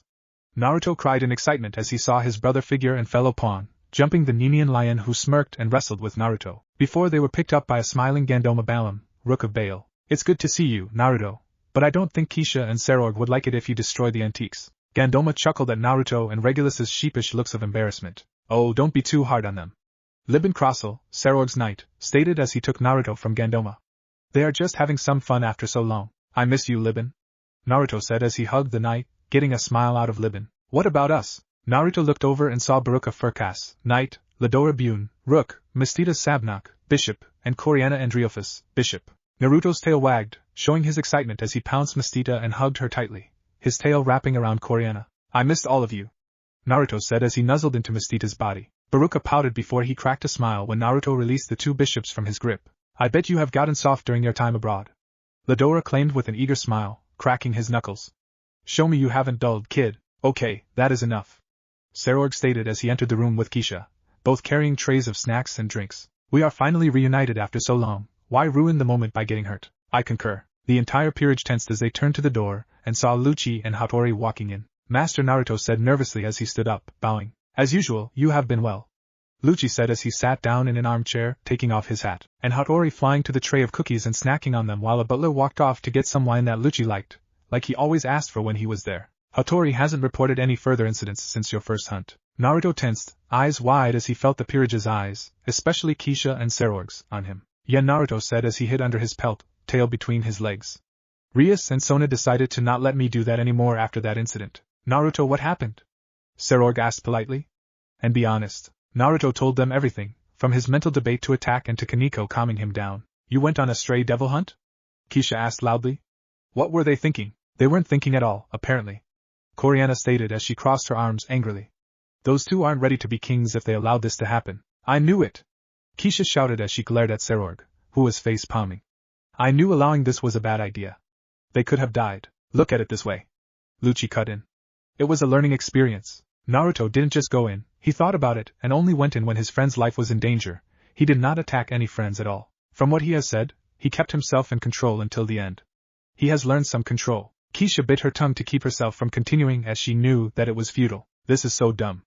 Keisha thought as she sat down. I know this is stupid, but Naruto should not be allowed to go back. Meanwhile, Mistita, Regulus, and Gandoma sat next to the fire with Naruto, who was in fox form. So, what is it like being a free pawn? Mistita asked curiously, as she wanted to know what the little brother of the peerage thought on his freedom. It was different. Naruto replied as Mistita ran her hand through his fur, careful to not jostle his pelt. I mean, I was able to make decisions I would have never thought of making while here. Like what? Gandoma asked. Well, Naruto said as he turned, belly up so Mistita could rub his belly. I got to deny someone of help. Really? Regulus asked, surprised his little brother would do that. Who? Rias, Naruto muttered sadly. I like Rias, but Sona is a better king than Rias. I mean that nicely, but Sona is miles ahead of Rias in so many ways. Why do you think this? Coriana asked, as she knew Rias a little bit, but not much. Everyone, including Lucci to a degree as he drank his wine, was interested. Rias is a drama queen. Naruto stated as he closed his eyes. I mean, Kaneko told me about her marriage contract, and instead of trying to get out of it on her own merits, she is waiting for someone to help her get out of it. Sona, on the other hand, is different. Sarorg, while smirking, knew what Naruto was talking about, as did Keisha. How so? Baruka asked. They are still young, like yourself, so how can you say that confidently? Because Sona took her own wedding contract and undid it with her own hands. Naruto replied. A while back, some cocky pillar devil came by, and was a real jerk to Sona, and so she challenged him to chess, on the condition of if she wins, the wedding contract is broken, but if Sona lost, she would marry him right away. She won? Lidora asked. Naruto nodded. And that is why I say Sona is a better king. Naruto continued. She may not have experience like us, but she uses her mind to make the best strategies and utilizes her peerage to their best potential. In years to come, she might even be better than you, Sarorg. Sarorg smirked as he stood up. Oh really? Naruto's laughter echoed through the room as Sarorg childishly grabbed his pawn and tickled the werfox relentlessly, making Lucci's eye twitch. The werfoxes, a race so powerful, reduced to a child. Lucci thought as he sighed. Well, I guess it can't be helped with all the crap he has been through. Lucci watched as Naruto was released and he lay before the fire, in content of his life. I have to up his training. Lucci thought. He may have his basic mastery complete, but he isn't a master of Rokushuki like me. But that won't be the case for long. Lucci excused himself after a few more minutes, him and Hattori going to the room he used when he stayed over, it becoming his room. So, I heard you have a female as a roommate, Naruto. Coriana said jokingly, rolling the vowels in his name. Yeah, Kaneko is awesome. She is a rook as well as a nekashu. Naruto explained happily, Keisha seeing how happy he was talking about Kaneko, which hurt her, and causing Keisha to frown. He really likes that girl. Keisha thought as she remembered meeting Kaneko for the first time. Flashback. And this is Kaneko Tujo, my roommate. Naruto explained as he showed Keisha around his apartment for her first check-in with him after the first month. I see, it is nice to meet you, Kaneko. Keisha said happily as she shook Kaneko's hand. Naruto, can I get a glass of water please? Naruto nodded, and left the two alone as he went to the kitchen to get Keisha some water. Listen here, and listen closely. I'm only going to say this once, Keisha said darkly and sternly as she looked into Kaneko's eyes, surprised at the sudden change in Keisha's mood. You hurt him at all, and I mean at all, I will hurt you. Do you understand? Kaneko, too scared to talk, nodded and winced at Keisha's grip tightened. What did I say? Keisha asked hushed, lest Naruto hear her. If I hurt him, and you mean anything to hurt him, you will hurt me. Kaneko stated, her hand being released, and the tension gone as Keisha smiled. Alright, I'm happy we agree on that. Keisha said as she turned and saw Naruto with some water for them all. End flashback. Keisha sighed. Well, he is at that age where he would start taking a liking to girls. Keisha thought, leaving a sour taste in her mouth. Her features softened a bit. I don't want him to not need me anymore. Seeing Naruto was still near the fire, in fox form, Keisha got up and lay next to him, pulling her into him and snuggling against his warm, fur body. Next day, Bale Castle. Magdaran's eye twitched as he watched Naruto curiously look at a rare and near-extinct plant with awe and wonder, his finger extended to touch it. Naruto, please don't touch my plants again. Magdaran asked politely for the umpteenth time that day, getting the curious fox to withdraw his hand. I wasn't. Please, I'm not stupid.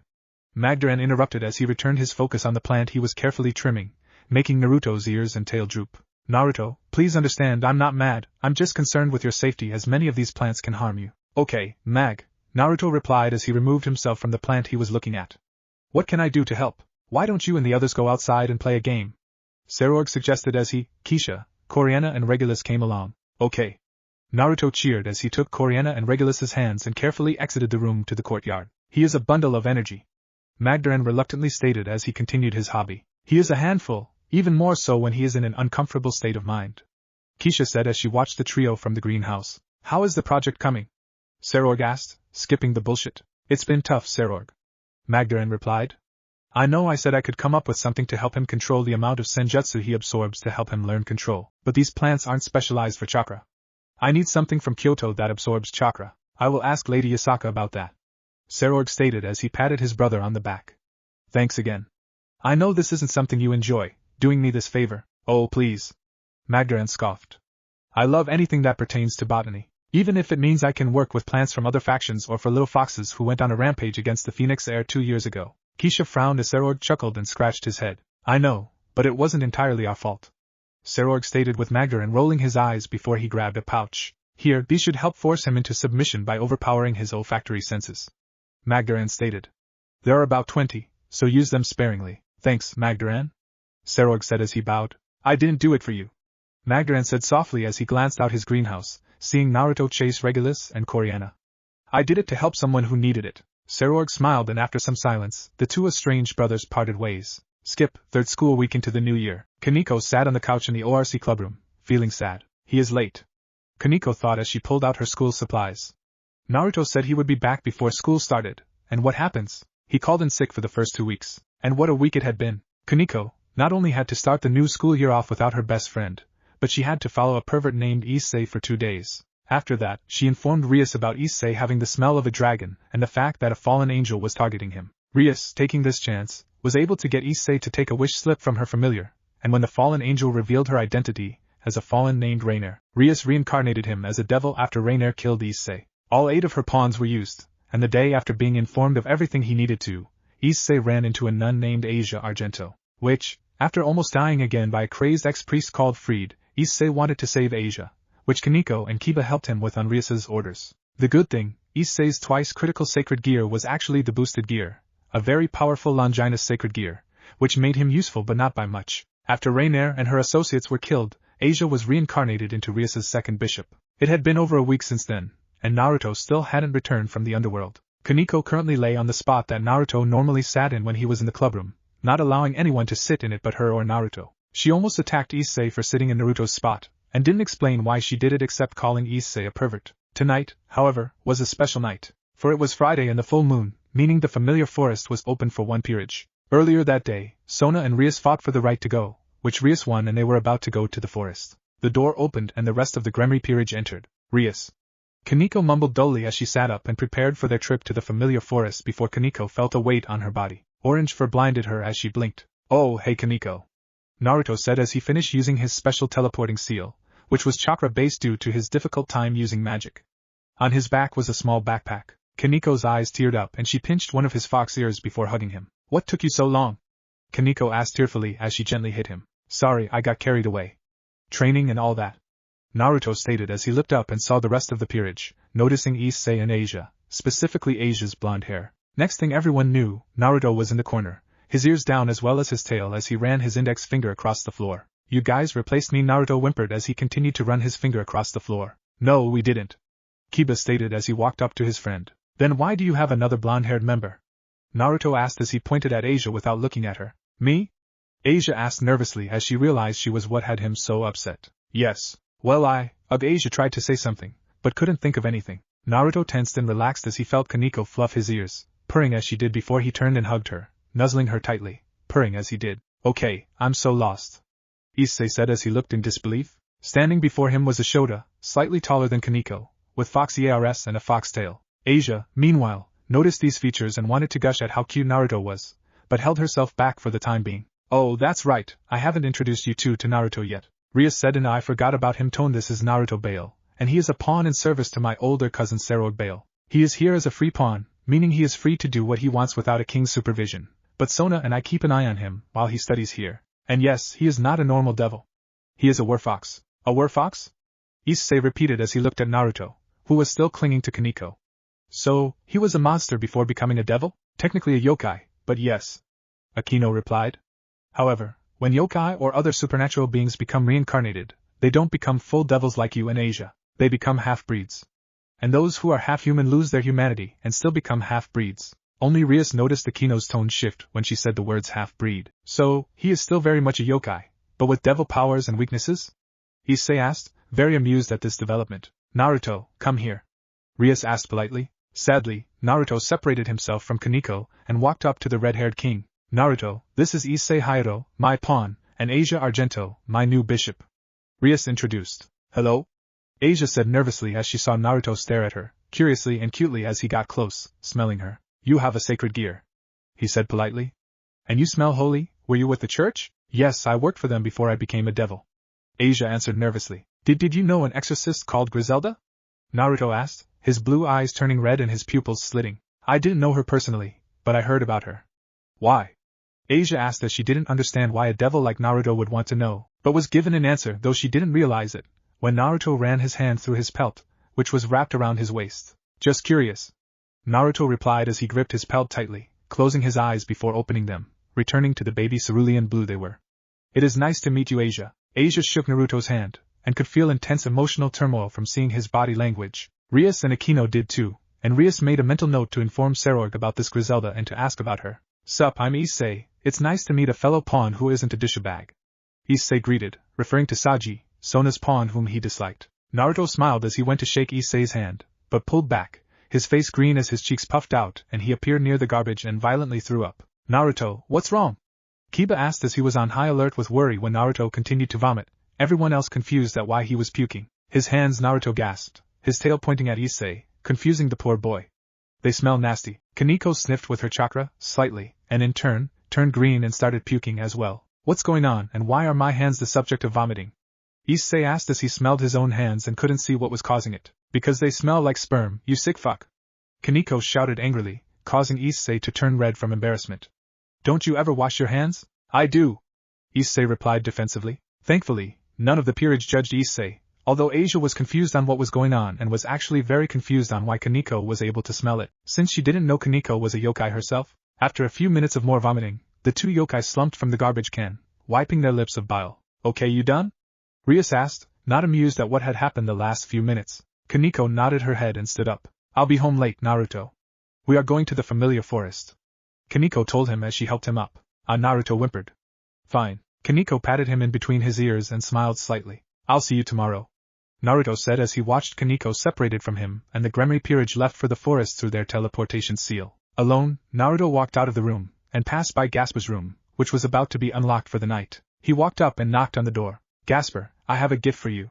Naruto called through the door as he pulled a small box out of his bag and put it at the door. It's outside the door for you when you are ready. Thank you. Gaspar called from the other side. Naruto smiled as he left the building after hiding his fox features, the brisk January night chilling him to the bone, making him wish he could take fox form, but knew it wasn't a good idea. Alone, he walked. Alone, he stepped. Alone, he thought. Well, it's a little late for a cutie like you to be out so late, Naya. Naruto was pulled from his thoughts as he heard this, looking up and up further when he saw a woman, taller than he was, a few feet in front of him looking down at him. She was very beautiful. Her pale skin accented by her black hair that was held in rings by a hair clip.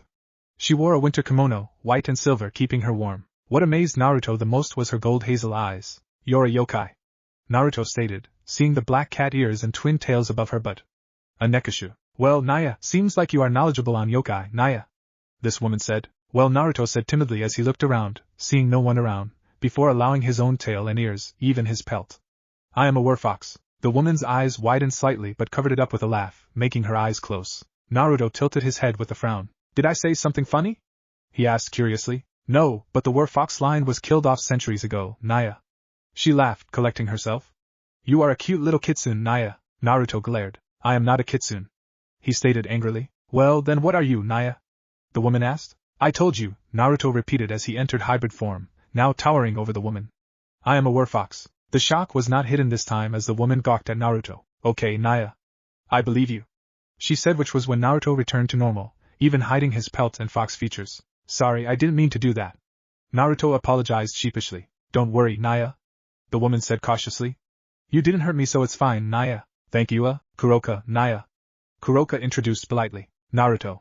Naruto replied in kind, extending his hand to shake hers, and as he did, Naruto glanced at his watch and realized how late it was. Sorry, Kuroka, I got to go home. It's really late, bye. Kuroka waved goodbye as she watched the werfox scamper home in the cold. Well, Kuroka thought as she walked away, smiling. He sure is strong for his age. I see why Chiron is attracted to him. Chapter 4, done. Chapter 5, roasted chicken. Next morning, Naruto, in fox form, rolled off his bed and pattered into the kitchen with his pelt around his waist, surprised to see Kaneko with an apron on as she carefully chopped some vegetables. Morning, Naruto, Kaneko said as she heard his claws clacking against the floor. You have improved your cooking, Naruto said as he became human again, covered with his pelt. Yeah, I decided to learn so I could be more help than just chores, Kaneko replied bashfully. Oh, I see, Naruto said before he felt intense pain in his ear. Ow! The werewolf flailed and grabbed what was hurting him. To see it was a bird with tiny little horns and a red belly. It was a devil swallowtail, its eyes in a deadpan expression as it flew out of Naruto's hands and onto his head. Wait, why is there a bird in our apartment?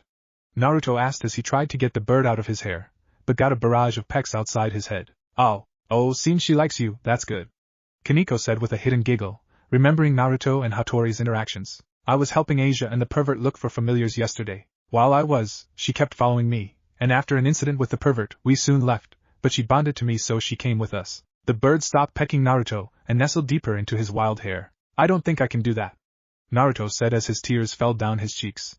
Hattori hurts me enough.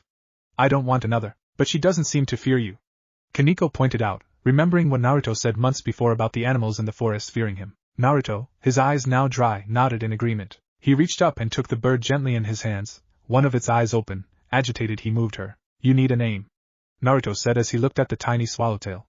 What about Featherhorn? The bird's already deadpan expression got deeper. How about Nero? Kaneko asked as she put the food she cooked on plates.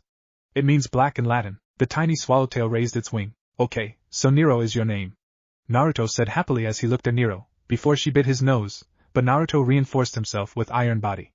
I was ready this time, Nero. But then Nero's beak went into his eye. Yuck. Naruto was rolling on the ground with Nero fluttering above him before she glided down and, shocking both yokai, activated a bonding spell to Naruto, making him her master. She is like Hattori, Naruto thought as he recovered.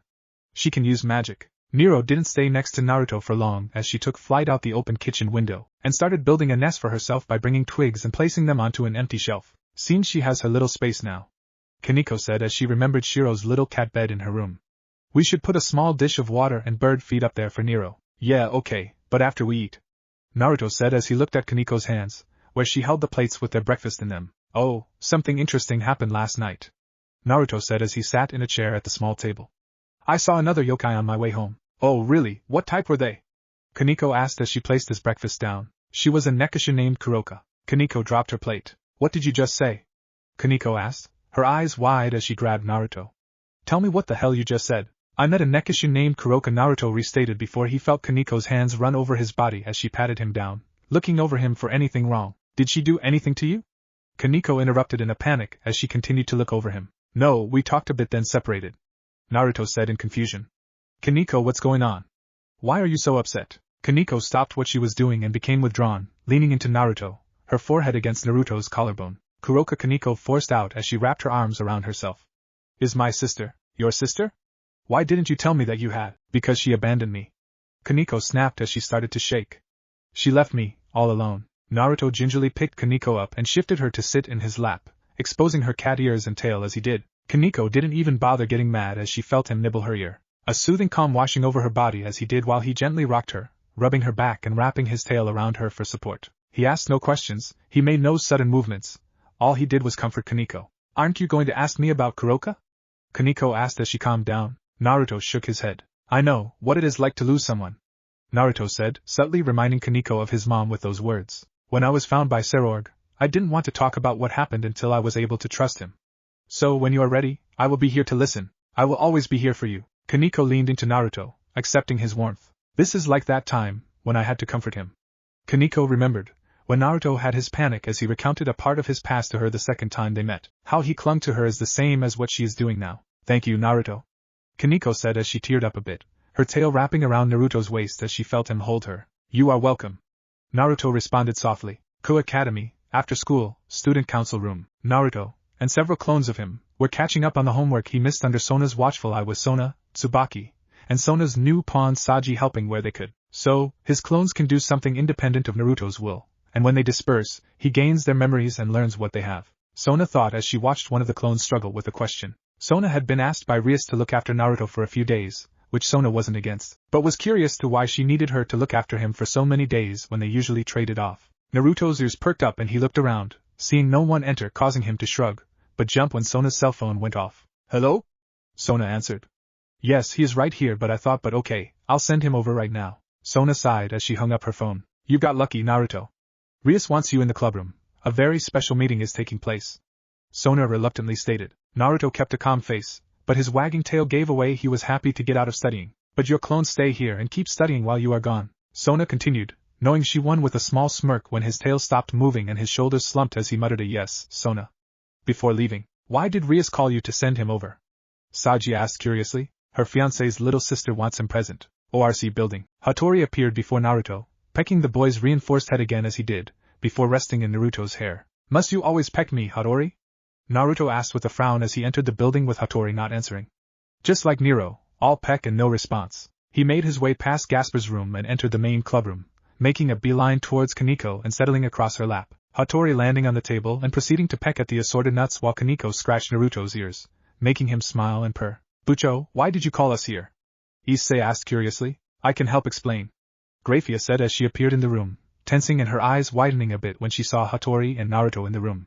Oh no, this could go south really quick if anyone does anything stupid and that bird tells Lucci or Yasaka about it. Grafia, the wife of Surzek's Lucifer as well as his queen, knew the exploits of Lucci very well, having been at Surzek's side when Yasaka found out about Naruto's existence. But that is a story for another time. However, before Grafia could start her explanation, a spire of fire burst into existence. Well, it has been quite some time since I was last in the human world, a cocky-sounding male voice said as the flames subsided, revealing a gold-dirty blonde-haired man, with sapphire blue eyes, wearing a maroon suit, with a light tan dress shirt buttoned up with the first 2 buttons left undone. Riser Phoenix. Rias growled, glaring at the devil as he was sitting in her chair, his feet on her desk as if he owned it. Ah, my dear Rias. Riser said happily, though his tone held such a feeling of arrogance and pride. Who the hell are you? Issei demanded, not liking Riser's tone. Riser glanced over to Rias's pawn. Oh, a low-class devil. Riser said in sarcastic tone, before he got serious. Remember your place at the bottom. Grafia coughed, recollecting everyone's attention. Everyone, let me introduce you to Riser Phoenix, Rias's fiancé. Grafia said, with Riser's already big, cocky smirk getting bigger and cockier. What? Issei shouted, with Asia gasping in surprise, Rias face palming in shame. Kiba and Akino kept the kind smiles up as they felt disdain towards the Phoenix male, but knew they needed to be respectful. Kaneko ignored Riser mostly as she favored pampering Naruto, but kept an eye on the situation. Here you go, Riser. Akino said as she placed a cup of tea in front of Riser, who carefully took the cup. Thank you, Rias's queen. Riser said, not even caring about referring to Akino by her name. Akino, though smiling, had a tick mark form on her head as she sat back down. Riser took a deep sip, and as he started to lower the cup, he saw Naruto on the small couch with Kaneko, making Riser spit out the tea, making a mist-like effect as he did. What the hell are you doing here, fox freak? Riser demanded, standing up as the cup shattered on top of the desk, spilling his tea. Hattori looked up from his food, taking mental notes, which was seen by Grafia, while Naruto mumbled as he rolled around to face Riser, his eyes drooping. Oh, hey roast chicken, been a while. Naruto snuggled into Kaneko's soft lap, which for a rook, was an accomplishment, and made Issei mentally scream as Kaneko allowed Naruto to do that. Riser grit his teeth in anger. Still the same freak you were back then, except this time your queen and king aren't, Riser started to say before Hattori took flight and fluttered into Riser's face, gathering a small finite amount of senjutsu into his beak before unleashing his signature peck barrage into Riser's eye, gouging out the orb, smearing blood on the heir's face and flames blooming to heal the injured area. You little shit! Riser shouted at the pigeon as Hattori flew backwards and landed on Naruto's head. I'll fucking kill you. That's enough. Grafia stated sternly, knowing the ramifications. We are here to talk, not to fight. Naruto, please keep your friend under control. Yes, I know he isn't yours, but please try. Damn it, that pigeon is going to inform Lucci about what happened here, then that means Lady Yasaka will find out. Shit, Grafia thought in a panic, though she didn't show any worry. Naruto nodded into Kaneko's thigh, a dopey smile on his face. Riser, now fully healed, sat back down. You are right, Grafia, I am sorry for losing my cool. Just keep that thing away from me, and we will be fine, Riser said respectfully as he glared angrily at the content war fox. So, the matter at hand is the marriage between the houses of Gremory and Phoenix's heirs, Riser and Rias, Grafia said, looking at Rias, who wanted to know what had Riser so upset about Naruto being there. Bucho never said anything about getting married. Issei stated, Asia nodding in agreement. It was decided shortly after Rias was born. Grafia stated, mild disdain in her tone, but it went over everyone's heads. By the lords and ladies of Gremory and Phoenix, I have told them, I won't marry Riser until I finish schooling, and that means I have to graduate college. Rias stated, remembering the deal she made with her parents. Her plan was to buy as much time as possible to build up her peerage, finding the right person to help her. But look at the facts, dear Rias, Riser said smoothly. We devils have had low birth rates that we have had to resort to the peerage system, especially after the Civil War, where we lost all but a small handful of pillar families. I know our history, Riser, so get to the point. Rias snipped, crossing her arms. Riser quirked an eyebrow, visibly showing he didn't like Rias's tone. What I am saying is that this marriage is for the betterment of our race, Riser said as he leaned onto the desk, propping his head up with his hand. In a few centuries, we will probably lose the remaining purebloods left in favor of the reincarnated trash and half-breeds that happen with humans and other creatures. He shot a glare at Naruto. Also, concerning the deal you made, the one where you have until you graduate, your father and mine decided to relent that condition and move the wedding closer. Riser finished. Rias gasped. What? She shouted, slamming her hands on the table. That can't be true. It is true, Grafia informed Rias, much to Rias's internal agony. However, I was informed by Lord Phoenix and Lord Gremory that if the situation was split, there would be one way to make a final decision, rating game. Rias felt hope spark inside of her as she heard those words. A rating game? Riser asked with slight confusion. To be honest, this seems unfair. My dear Rias only has 5 pieces, not including herself, while A mass of flames erupted around Riser, diminishing to reveal Riser's peerage, all of them women. Issei screamed bloody murder, making Naruto's ears twitch as well as his eyes. You already have a harem, so why do you need Bucho? Issei shouted, pointing accusingly at Riser, who smirked victoriously, bringing his queen, Eubelina, close, grabbing her breast. If you are pissed at this, then you will never get to do this, Riser said before he proceeded to grope/hand molest Eubelina's body. Not that she minded, she was in love with her king after all. However, it didn't last as Issei, crying intensely, activated his boosted gear and charged at Riser, who pulled back from Eubelina's mouth, saliva connecting them together. Mira, be a dear, Riser said nonchalantly. Yes, sir, Mira said cheerfully, stepping in front of the charging Red Dragon Emperor, and jabbing her staff into his gut, sending him flying into the couch, right where Kaneko and Naruto were, while Hattori, having seen it coming, had taken flight, thus avoiding Issei. Riser Naruto muttered as he pushed Issei off of him, standing from the couch, his eyes red and his whisker marks thickening as fur started to cover his form. Naruto was knocked back onto the couch, his previous anger gone as he was wrapped up in Ravel's arms. Oh, how I miss you, Ravel said happily as she snuggled into Naruto. Did you miss me? Naruto responded, entering fox form as he snuggled into Ravel, her body so warm from her being a phoenix. Ravel, get back here, Riser said as he watched his sister hug Naruto. Ravel did as her brother asked, however, she carried Naruto over to Riser's side of the room, allowing him to get fawned over by some of the younger girls in Riser's peerage, including the 2 Nikomata Riser had as pawns. Ravel fluffed Naruto's tail, making Naruto melt into her as she did, much to Kaneko's hidden distaste. He was so entranced by Ravel's skilled hands that he was ignoring everything going on around him. Her scent also helped contribute to this. Damn, lucky bastards, Issei thought jealously as Asia healed him from his injuries. Why can't I have girls flock to me like him? Is it because he is small and cute? Back to the topic at hand, Grafia stated, her pulse calming down as she thought Naruto was going to rampage again, but Ravel reined him in. There will be a rating game to determine if Riser and Rias will get married. I have an offer, Riser said as he was feeling slightly generous, as well as wanting a challenge. I will allow Rias and her peerage 10 days to train, to get stronger so they can stand a chance against me and my peerage. Grafia processed this information and looked at Rias, who looked back. I accept, Rias stated calmly, a plan being formed in her head. Alright, with me as a witness, a rating game between Rias Gremory and Riser Phoenix will be held in 10 days. Grafia said before she bowed. I will inform the Satans and the heads of houses of this decision. May you all have a good day and excel in your training. Grafia vanished into her personal teleportation circle to do what she had said she would. Also, remember this, Rias, Riser said coldly as he looked at Naruto in Ravel's arms. The fox isn't a part of your peerage. We both know he is a part of Sarorg's peerage, so no trying to get him to be allowed to participate. I know that, Riser, I'm not stupid, Rias replied angrily. Riser didn't respond to Rias as he looked at his peerage. Alright, we are leaving, Riser said as he focused on Ravel. Let him go so we can leave, Ravel. I want to stay here, just a little bit longer, Ravel said, looking at Riser, her eyes big and watery as she pouted. Can I stay, big brother? Riser was a man of many things: pride, lust, gluttony, wrath, envy, greed, sloth. But one thing he was not, is that he could not resist giving in to whatever Ravel, his baby sister, asked him. Fine, Riser said through grit teeth, glaring at Naruto's happy fox form and then back at Issei who was angrily looking at Riser. Just stay away from that guy. You have an hour before you return home. Thank you, brother, Ravel said happily. Damn, Mo, Riser thought as he and the rest of his peerage left, with Ravel staying behind. No one said a word as Ravel sat on the chair, cuddling and running her hand through Naruto's fur. So, how are you doing, Rias? Ravel asked as she looked at the redhead. I am well. Rias answered honestly. Not too happy with this arrangement, but at least I have a chance to get out of it. Naruto heard this, and almost bit his tongue off, keeping his personal opinion to himself while Ravel and Rias talked, with the tension in the room easing, as they saw Ravel wasn't there to be their enemy. You waited, like a princess in a tower, for a hero. Issei may have the Longinus boosted gear sacred gear, but as he is, Issei is not that useful. Naruto thought through his pleasurable experience. And I bet that Lucifer was the one who suggested the rating game. He is a siscon after all, but this is stupid. Be professional and leave your personal feelings out of your work, Sirzex. Can I ask a question about your brother? Asia asked timidly as she looked at Ravel. Of course, as long as it isn't rude, I will answer.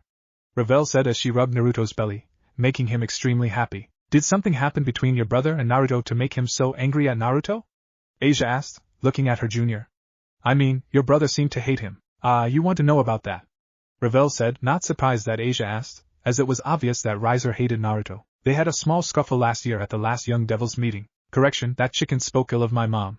Naruto mumbled through his petting. Flashback, 1 year prior. Ravel was laughing, as Naruto recounted something from his childhood. She was wearing a violet, white, and gold dress, frilled at the skirt, leggings, and heels. Her hair was done in her usual drill pigtails, but the normal clips were replaced with vibrant icy blue feathers, standing out against her golden hair. Naruto wore a clean uniform, just like Serorg's, with his hair brushed back, much to his dismay, but Kisha wouldn't have it, and his pelt around his shoulder and waist like a sash. They, with their families, were at the current Young Devils meeting at one of the great ballrooms in the underworld, with Riser and Serorg participating in the meeting itself as they were both old enough. Riser, meanwhile, was worriedly looking for Ravel, as she had taken off without warning when they arrived and it had been an hour since then. Ravel! Riser called out through the crowd, looking to and fro to catch a glimpse of her. He continued to search, and finally found her near the balcony with an unknown yokai child with fox features, and that yokai child was currently licking Ravel's cheek. Hey you little bastard, what are you doing to Ravel? Riser demanded as he grabbed Naruto's shoulder, yanking him away from Ravel. What? Naruto asked in childish confusion. You know what, you freak. Riser shouted, getting the attention of many of the fellow partygoers, before he threw Naruto across the balcony, gasping as he hit the railing. However, having grabbed Naruto's shoulder, his pelt had ended up near Riser's feet. What the hell is this? A fur? Riser asked as he picked it up. Don't touch it. Naruto shouted as he stood up. Give it back now, or what? Riser asked as he made a big show while he walked to the edge of the balcony, before throwing the pelt off the balcony that hung over a mountain, which the castle was stationed on. Naruto, having entered hybrid form, jumped off the balcony, with Shave, grabbing his mom's fur before using Moonwalk to get back onto the balcony. Riser heard Naruto land back on the balcony as he was pulling Ravel away with his left hand. He turned and pushed Ravel away as Naruto sank his fangs into Riser's right arm in a blind rage that caused a shock wave that destroyed nearby windows. People screamed and jumped back as the shattered glass fell, a huge sense and pull of senjutsu being pulled into Naruto's body as he slashed wildly at Riser's arms and body, cutting deeply into Riser's back. Naruto, let him go right now! Serorg ordered, as he rushed out, and grabbed a hold of Naruto's waist, slamming his foot into Riser's stomach and ripping Naruto and Riser's right arm off at the elbow, leaving him bleeding, and the only part of him healing being the severed arm, which even healed with open wounds from Naruto's fangs. Bastard! Riser shouted as he stumbled to get back up as Serorg pinned Naruto down. Riser, stand down. Jonathan said as he held the scared Ravel. You are embarrassing yourself and our family. But, silence. Jonathan said as he glared darkly at his third son. Naruto, listen to me. Serorg said as he struggled to keep Naruto from trying to get to Riser, using the taming ability he inherited from the Vapula blood he gained from his mom to try and tame Naruto at this moment, then physically overpower him. It's going to be okay. We are trying to help you. No! Naruto shouted as he elbowed his king in the ribs, forcibly rejecting the power Serorg was forcing into his body. That bastard tried to hurt my MOM. I will never forgive him for that. Serorg, Kisha, and the rest of the Bale peerage felt disdain and disgust with Riser, but knew it wasn't the time to dwell on it, and Kisha ran out and grabbed Naruto's face/muzzle. Naruto, please stop. Kisha begged, starting to tear up at how her son was in such pain. Please, for me. Naruto looked into Kisha's eyes, regret and guilt setting in. Okay, good, he isn't rejecting the taming anymore. Serorg thought with a sigh of relief as Naruto returned to normal as the Satans appeared with Serorg's peerage, surrounding their king, queen, and little brother. End flashback. It actually took Serorg and Kisha to get me off the chicken, Naruto said as he recalled it. Thoroughly mauled him, permanently scarring him. That is actually true, Ravel said as she noticed the veteran devil's shocked expression. Brother's back and arms still have claw and bite marks. He deserved it. Naruto huffed. I know, but he is still my brother, Ravel replied, nuzzling Naruto's head. Damn, that is surprising. Kiba whispered to Akino, who nodded in agreement. I know, and if only we had a spare pawn, Rias could have actually been able to ask Serorg for a temporary trade so Naruto could help us. But with Issei taking all 8 pawns, we can't. Akino responded. Kiba agreed. Issei and Asia were looking at Naruto, having only seen him in his human forms and his current fox form, but never seen him in hybrid form. I wonder how much stronger he is compared to me after training. Issei thought as he looked at his boosted gear. Rainer once said that the power to slay God was within me before she died, so that means I can get stronger than him. Asia was hesitant as she looked at Naruto. She did not know Naruto very well and honestly heard the rumors about him from the other members about his short temper. But Kaneko and Rias had put them to ease when she explained as long as they do not touch the pelt, she would be fine. But her conflict Hion was not because of this but how cute he looked in Ravel's arms. She wanted to scratch those ears. So, with trepidation in her step and breath, she slowly made her way across and within seconds started to slowly scratch him behind the ears. This led to him purring at the attention and nuzzling his head into her touch. Soon she smiled and started to pamper the little fox with all the love and attention that it could want. Kaneko, however, was fuming. This girl, she seriously has the nerves to do this? Kaneko thought as she watched Ravel and Asia lather Naruto with affection. Ravel more than Asia, but still affection. Having enough, Kaneko removed herself from the couch and stomped over to Ravel, taking a hold of Naruto's clothes. His clothes having magic to shrink or expand depending on what form he is in, and yanked him from Ravel's grasp. Leave, Yakitori? Kaneko stated angrily, holding her now confused best friend, as she glared angrily at the angered Phoenix child. And why would I listen to you? Ravel asked as she glared back. You are interrupting my time with my friend. Internally, Ravel felt threatened by Kaneko. Kaneko had an advantage Ravel, didn't have. She lived with Naruto while Ravel lived in the underworld. He is my best friend, so I am more important than you to him. Now beat it before I beat you. Kaneko threatened, her hands clenching as they held Naruto in place. Okay, everyone please calm down. Akino said as she stepped in between the two young teens. Kaneko, what you did wasn't nice, so please, apologize. Kaneko growled at what Akino said, but exhaled. I am very sorry for what I did, Phoenix. Kaneko said as she bowed. Ravel looked Kaneko over. She is shorter than me. Lacks breasts, and is unladylike. Is that what Naruto likes? Ravel thought as she finished looking Kaneko over. I accept your apology, and I will take my leave. Ravel stated as she sat up. Kaneko stood up, letting Naruto go, who became human again. I'll see you later, Ravel. Naruto said as he hugged her, her breasts around his face, Issei getting upset. Yes, I will see you later time, Naruto. Ravel responded, picking Naruto up a bit and kissing his cheek. Naruto's cheek, once again, burned with all sorts of pleasurable tingling feelings as he felt her lips on his cheek, red tinting his cheeks. Ravel removed herself from Naruto and returned home with her teleportation circle. Kaneko was seething as Issei collapsed, blood gushing from his eyes. That little guy, he has 2 cuties wanting him, and he doesn't even know it. Issei thought as he glared enviously at his fellow pawn. Okay, so we have 10 days to train. Ria said as she sat down at her desk, not noticing Hattori leaving through the open window. So, we will be taking a trip to a family villa and train there. Naruto, I would like a favor. No. Chapter 5, done. Chapter 6, Moving Iron Memories. Lucci scowled as Hattori recounted the meeting to him and Yasaka. That Phoenix brat, Lucci growled once Hattori was finished. I'll kill him, slowly. Lucci, Yasaka sighed as she rubbed her temples. You will not do any attacking, especially a pillar devil heir. Why? Are you afraid of the devil faction attacking us? Lucci snapped but went silent when Yasaka glared at him. That is quite the assumption there, Lucci.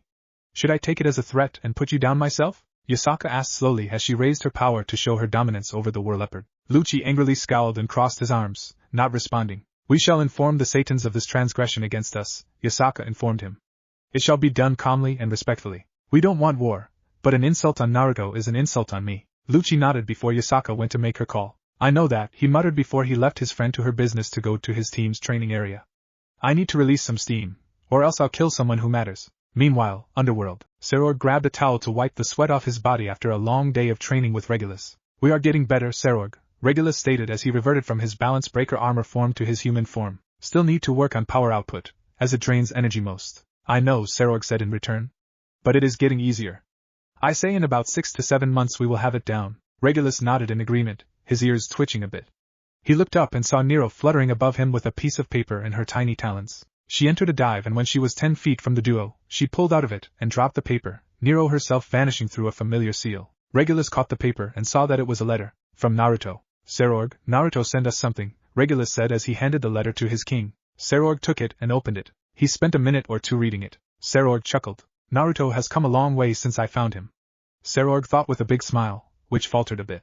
Flashback. Kisha and Serorg, both age 14, walked through the Bale territory, making their way to the small town that they lived by to buy groceries for their growing peerage. They needed to restock due to their newest member, Regulus, needing plenty of food. As for why they were alone without adult supervision, was that Misla had not been feeling all too well as of late, and Sarorg offered to do the chores for her to let her rest. They didn't need to worry about carrying the groceries thanks to Keisha's magic, power of whole, allowing her to send them to the house. Now, why didn't they just use this power to arrive in the city?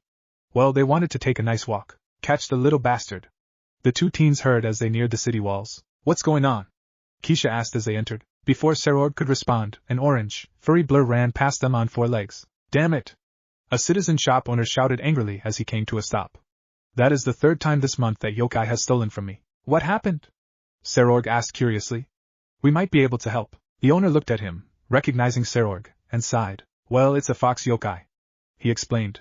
He comes here every week and steals something from all of us, and then bolts back into those woods over there. He pointed to a patch of forest that was heavily dense and blooming with power from the plants alone. We don't know why, but he doesn't take much, but it is still bad for business. The owner said.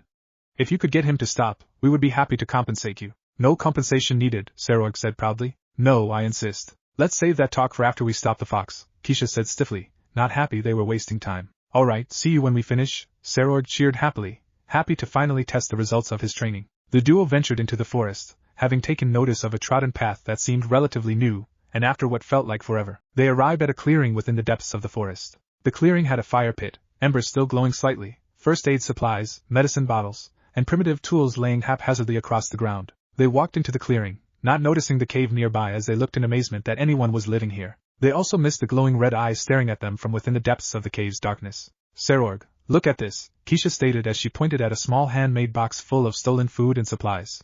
This must be. Go away! Sarorg and Keisha turned to see a massive fox creature lunging at them in midair. He slammed into Sarorg, knocking him to the ground and spinning around, backhanding Keisha away before raising his clenching fist into the air to hit Sarorg. Sarorg rolled away, the fist burrowing into the ground. The two stared at each other for a second, before the fox creature began to continuously slam his fists into the ground in an attempt to smash Sarorg. Sarorg kept swiftly moving back before the beast slammed its fist a little too deep into the ground, giving Sarorg the chance to get up and spin-kick the beast in the face hard enough to send him back a bit, his fist no longer in the ground. Sarorg was about to advance when he winced, and looked down to see his foot beginning to turn purple, showing it was broken while his shoe was destroyed along with his sock. Keisha slowly stood up, having finally regained her bearings, and noticed the thing attacking them. He was quite thin, furred flesh sticking to his bones. He also seemed to have an insane look to his eyes while partially foaming at the mouth. The creature growled as he held his hurting face, slobber falling from his bleeding mouth. Keisha realized he must have been starving and sick due to lack of food, but before she could think anymore, the creature began growling. Go away!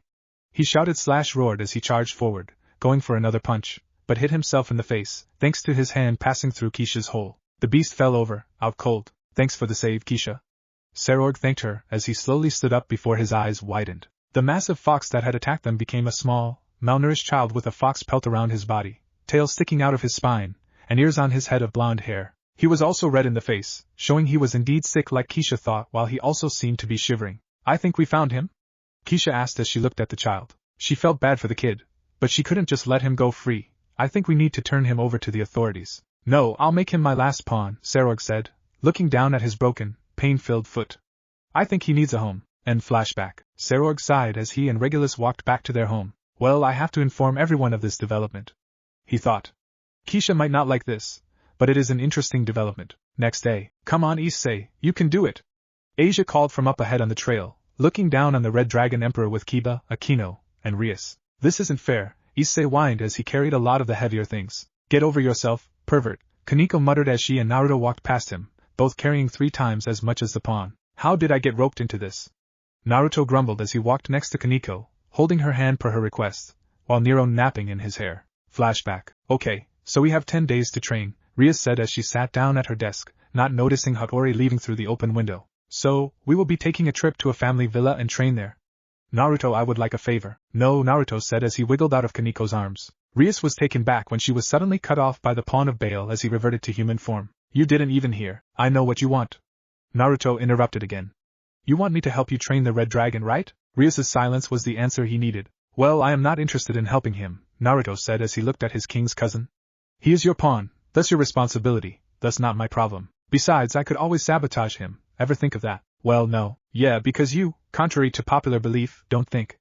Naruto snipped. Hey, that isn't a nice thing to say to Bucho, Issei said, trying to defuse the tension. Naruto glared at Issei. Look, I like you all, but I can't help you out of a problem your king purposely put you all in, Naruto said politely, trying to not be an ass. Look at it this way, Naruto, Ria said, after some moments of thought.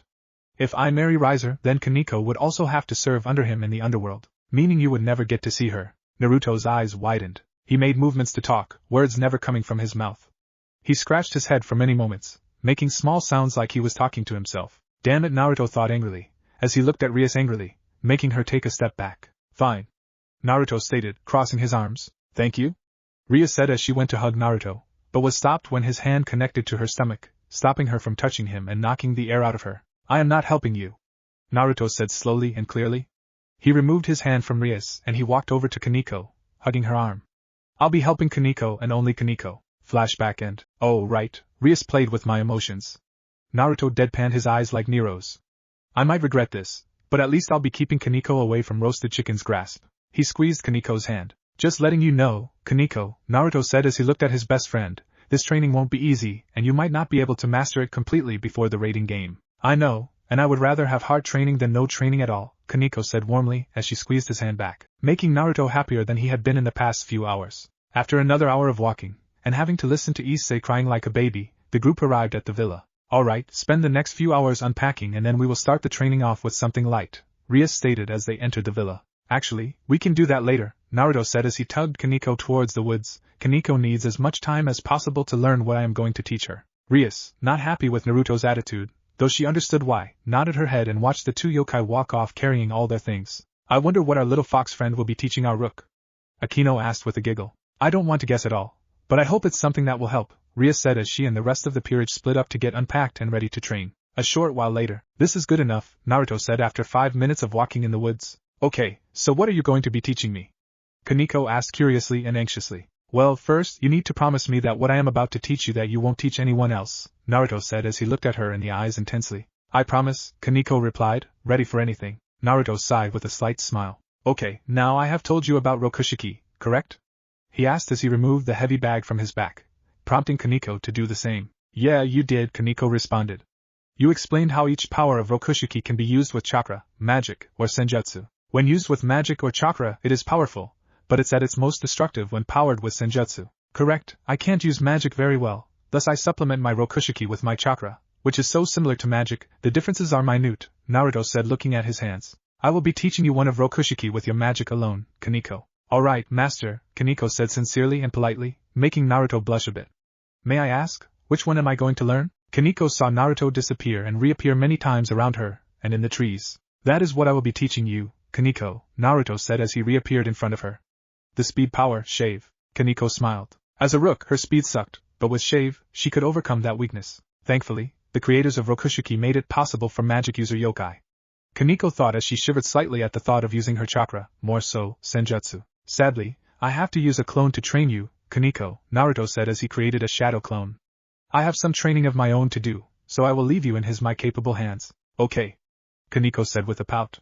Though I want you to personally train me. Naruto left the clone and Kaneko to go deeper into the woods surrounding the villa. Now, watch my legs carefully, Kaneko, see Naruto instructed before zipping around with shave. Meanwhile, Naruto stood still, surrounded by 10 clones of himself while Nero perched herself in a tree, watching her master. Promotion night. The clones thought before they took off like bullets, running around Naruto as he prepared himself. Iron body. Naruto thought as he activated the strongest iron body he could. One clone broke from the running circle and attacked with a punch. Naruto, while weighed down, tried to move, but barely moved an inch before taking the hit to the chest. Shit, this hurts. Naruto thought as his clone popped, almost having broken through the iron body. I need to master this. Jabra of Master's team can move freely while using iron body. I need to learn this skill too, but he is too busy with his job to help me. Naruto restored the iron body and a second clone attacked. Over and over again, Naruto tried to move while in iron body, and the entire time, he was barely able to move. While he was strengthening the iron body by taking a beating, he was not a single step closer to his goal of being able to move freely while using the iron body. Damn it, Naruto thought as he slammed his fist into the ground, making a crater from the chakra-enhanced attack. I knew this was going to be hard, but not this hard. He took a few deep breaths and drank some water. I'll have to make a bigger group, and have some clones using iron body alongside me if I want to master this skill. Naruto thought as he finished his water. Maybe I could teach Kaneko how to make shadow clones too, that way she can master shave faster. It's a good idea, but she might reject it. Need some help, Naya? Naruto was on guard, in hybrid form, when he turned to see who spoke to him. Kuroka? Yep, it's me, Naya, Kuroka said cutely as Naruto reverted back to his human form. Strange, I didn't sense her presence. Naruto thought as he looked at her, clearly able to smell her scent, but her presence was nowhere to be felt. But she is a friend, because she abandoned me. Kaneko snapped as she started to shake. She left me, all alone. Naruto watched as Kuroka walked towards him, a sense of dread and fear as he remembered what Kaneko said. Could she be an enemy? Naruto thought as he was now on guard. Don't worry, I believe you can learn this skill when you are ready, Naya, Kuroka said as she walked up to the Shota. You are training, Naya? Rokushiki? Naruto, on edge on how she knew that, nodded carefully. I see, Naya, Kuroka said as she walked around Naruto. Trying to move while in iron body, Naya? Naruto started to shake. How does she know so much? He thought as he clenched his hands. Something wrong, Naruto, Naya? Kuroka asked as she reached up to touch him, seeing him flinch. Kuroka took notice of his uncomfortable body language, and knew it was time to go. Don't worry, Naya. I just came by to see my friend again, Naya. Kuroka said as she moved away from Naruto, back to him as she walked. Oh, piece of advice. Chakra runs through your body while you use iron body. Why not use it to help move instead of your muscles, Naya? Chow. Kuroka vanished before Naruto's eyes. His breathing, that he didn't know he was holding, was released and he panted as if he ran for miles on end. Use my chakra, not my muscles? Naruto thought as he looked at the spot Kuroka vanished. It is worth trying. Naruto got his breathing back and got into position, closing his eyes as he summoned 3 clones. Iron body. Naruto thought, feeling his body tense as his chakra powered his body to be as strong as iron. Now move the chakra within me, to move my body. Focusing on keeping his technique up and to move, Naruto felt his legs straighten and his body seemingly relaxed. One of the 3 clones he summoned attacked, and Naruto slowly sidestepped, taking damage, but less due to moving. It worked. Naruto thought excitedly before getting punched by the second clone, due to losing focus. Ow, but now I know what I need to do. More clones doing the iron body this way for the rest of the training trip, then I'll be able to do it with ease. Naruto pumped himself up but pulled his enthusiasm back when he realized that the sun was starting to set, having been training for 4 hours and it being 5:30 in the afternoon. Okay, maybe tomorrow then. Naruto thought sheepishly as he dispelled his clones and made his way back to Kaneko with Nero perching herself back on top of his head. Naruto found Kaneko with his clone, popping it when he got close enough, allowing its memories to enter his mind. She was able to figure out that Shave is moving one's feet 10 times in the blink of an eye to getting this technique. Now all she has to do is work on it. Naruto thought as he smiled at his student, who was on the ground panting. You did well, Kaneko, Naruto said as he helped her up. I know, but this is going to be hard, Kaneko stated tiredly. Well, Naruto said as he grabbed the 2 heavy bags. I have a way to help speed up your training, but it is a jutsu. Kaneko tensed when she heard that word, knowing what it insinuated. You don't have to accept, but it would help. Naruto finished. Let me think about it. Kaneko said softly, getting a nod from Naruto before the 2 of them returned to see the peerage still going. Seems like it's my turn to help the pervert. Let Asia heal you first, your body is exhausted, Naruto informed Kaneko, worried for her well-being. Kaneko nodded and when they arrived completely and Asia happily healed Kaneko's tired body, allowing her to help Issei for her segment of training for 2 hours. You want me to heal you, Naruto? Asia asked as she saw the heavy bruises under Naruto's ruined shirt and pants. His pelt unharmed despite having taken some heavy blows. I'm fine, but thank you for asking, Asia, Naruto responded as he pointed at one of the bruises, which was shrinking. I heal quickly. Wow, Asia said astounded. Naruto nodded and stretched, his body still sore, despite the increased healing he naturally had. I can't wait to bathe tonight. Naruto thought drowsily as he walked into the villa, his intent to unpack and settle in before dinner and bath time. Meanwhile, underworld. Surzek sighed as he finished the paperwork for the day, his mind elsewhere. Why did that kid have to insult Naruto? Surzek thought, rubbing his temples. Yasaka had called him, informing him of what happened, like what Grafia did earlier that day, and reminded Surzek of the agreement. If anyone, Devil King, peerage member or anyone else, harmed Naruto, emotionally or physically, she would come to the underworld and take Naruto to Kyoto, against his wishes if need be, to protect him. At least she understood that Riser is a prejudiced idiot, but we dodged a bullet. Surzek thought tiredly. Surzek, Grafia said as she entered the room since he had finished working, she didn't need to be professional around him. Saror called, he said Naruto would be helping Kaneko train during the 10 days. Wow, he is helping Rias? No, Kaneko only. He said Naruto made it quite clear he had no intention of helping Rias. Grafia responded. I swear, that child is a real handful, but he is truly kind. Yes, Naruto is, Surzek replied as he stood up. He loves people dearly, and from what we know, losing Misla was just as painful for him as when he lost Kushina. Graphia nodded in agreement, though her face held doubt. Surzex, do you still believe we should keep the truth about Graphia? Started to ask. Yasaka and we, the Satans, agreed that is to be kept from him until Naruto is deemed stable enough to learn. Surzex interrupted his wife. He is an ally, but such information now would either turn him against us or break what is left of him. Do you understand? Yes, sir, Graphia replied, very much not happy she was interrupted and was already making plans for that night to get back at Surzex. That night, Villa. Come on, Naruto, she needs to come with me. Kaneko chided as she gently grasped Naruto's pelt. No, please don't make me do this, Naruto said in timid desperation. The peerage and Naruto had finished eating a mostly potato, carrot, and onion dinner, due to Issei's training with Akino becoming him stripping most of the three mentioned foods with his magic, and now it was time for them to bathe, and Naruto and Kaneko were holding his pelt. She needs to be clean, so why not let her be with me and the others? Kaneko asked, not pulling on the fur as she didn't want to anger him. But she is my mom, Naruto said weakly. Naruto, please? Kaneko asked cutely. Naruto, weak to Kaneko's cuteness, reluctantly placed his pelt in Kaneko's hands. He let go, and immediately felt uneasy, his tail bushy and hair on end. I'll make sure she is clean for you, Naruto, Kaneko said soothingly, ruffling Naruto's hair. Asia giggled. They are so cute together. She thought. Okay, Naruto mumbled as he walked away, towel and bathing supplies in hand as he walked to the men's side of the hot spring/bathes where both Issei and Kiba were. Kaneko and the girls entered their side and stripped naked. These baths are different from the ones we had in Italy, Asia stated as she sat next to Akino and Rias as they lathered their bodies with soap. Kaneko nearby with her body covered in cleansing soap as she scrubbed herself and lathered the pelt with soap suds. Well, this is Japan, so of course it is going to be different, Akino replied to Asia's statement. Asia nodded and washed off the soap with a shower hose. Hand that over when you are done please, Asia, Kaneko asked as she scrubbed her hair with shampoo. Okay, Asia responded, rinsing her body off and handing it to the smaller girl, who rinsed herself and then the pelt off, its fur shining brighter than before, becoming softer and more luscious. While Akino and Rias rinsed themselves off, Kaneko hung the pelt up carefully, allowing the fur to puff out as she and the girls bathed in peace. Naruto, on the other hand, was slightly agitated without his pelt near him but enjoyed the bath. Nero made a small noise as she waited in the small bucket, which Naruto partially filled with water for her to bathe Indiana. Issei and Kiba relaxed after a hard day's worth of training, with Issei listening in on the conversations and sounds on the girls' side of the wall. After bathing, Naruto retrieved his pelt back from Kaneko, and the two spent some time brushing the pelt's fur, smoothing out the puffy parts. There, all clean, Naruto said as he wrapped it around his waist. Thank you for your help, Kaneko. It was no problem, Naruto, Kaneko said with a bright smile. Naruto hugged her and went to the kitchen to get a drink of water, and on his way back, he glimpsed into the living room, seeing Rias watching RWBY on an 80-inch screen TV. On it, it showed a red-headed female with bronze armor fighting a woman with a red dress. The younger redhead was overpowered and the scene switched to a smaller girl with black and red hair, wielding a scythe, and she saw her friend with red hair get disintegrated, making this girl's eyes and Naruto's eyes widen. Naruto's body started to become covered in fur as he recalled a memory. Flashback. Kushina held Naruto as she fought Griselda, barely able to fight due to having to carry her son.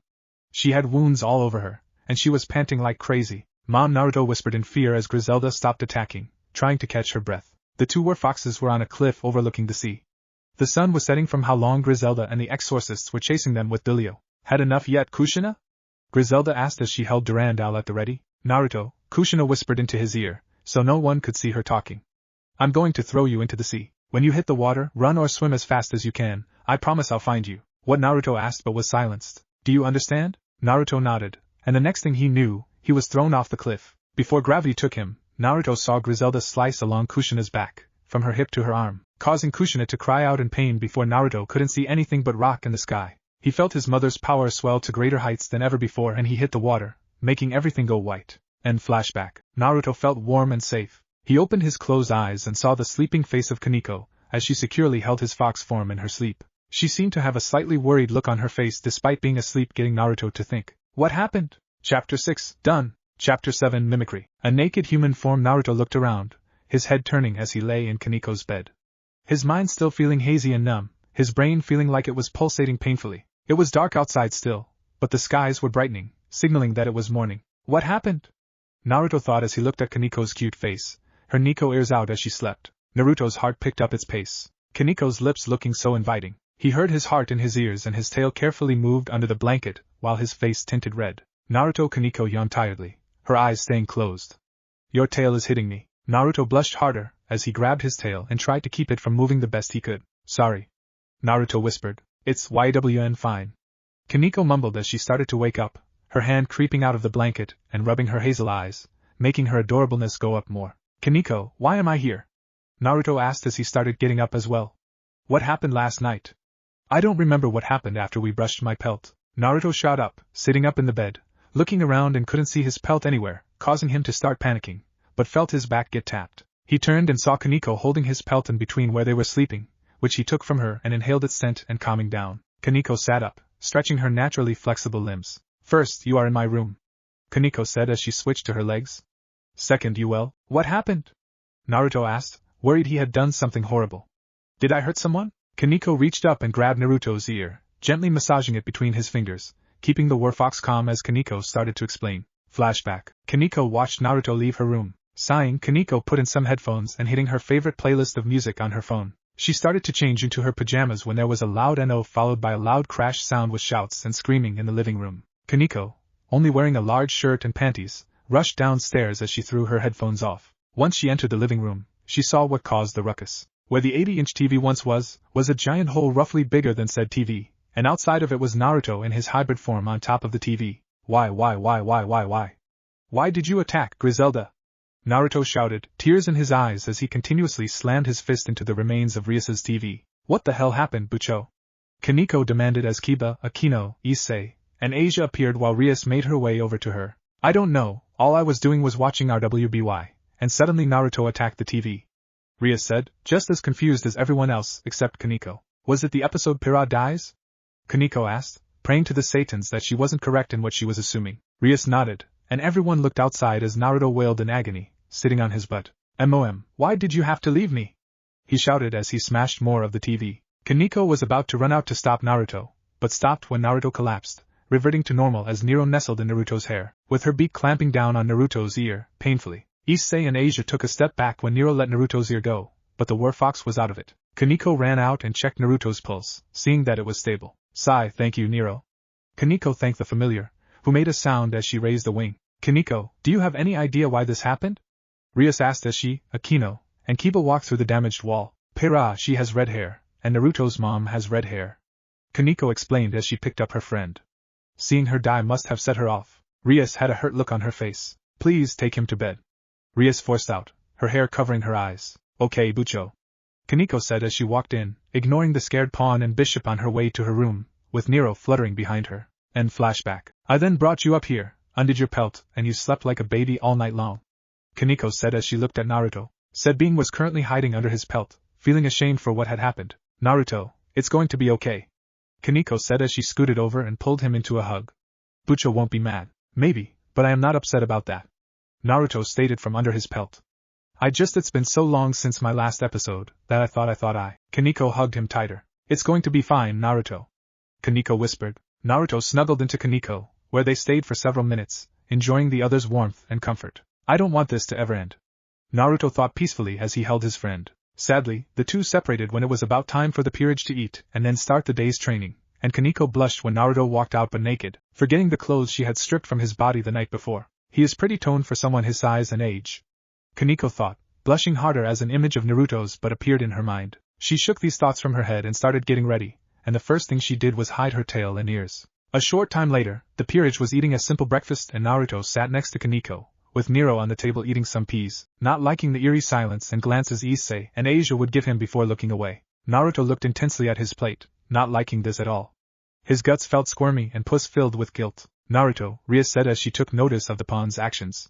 You not feeling hungry? Naruto shook his head. You still feel sick? Naruto shook his head again. Are you thinking about last night? Naruto stiffened, as did Issei and Asia, the former spitting out his water when Rias outright asked Naruto that question. Yes. Naruto, I would like to apologize. Rias said as she looked at Naruto, who didn't look at her as he looked at his spoon. It was not nice of me to allow you to see that, and the pain you felt is my fault as well. Naruto looked up weakly and saw sincerity in Rias's eyes. It's okay.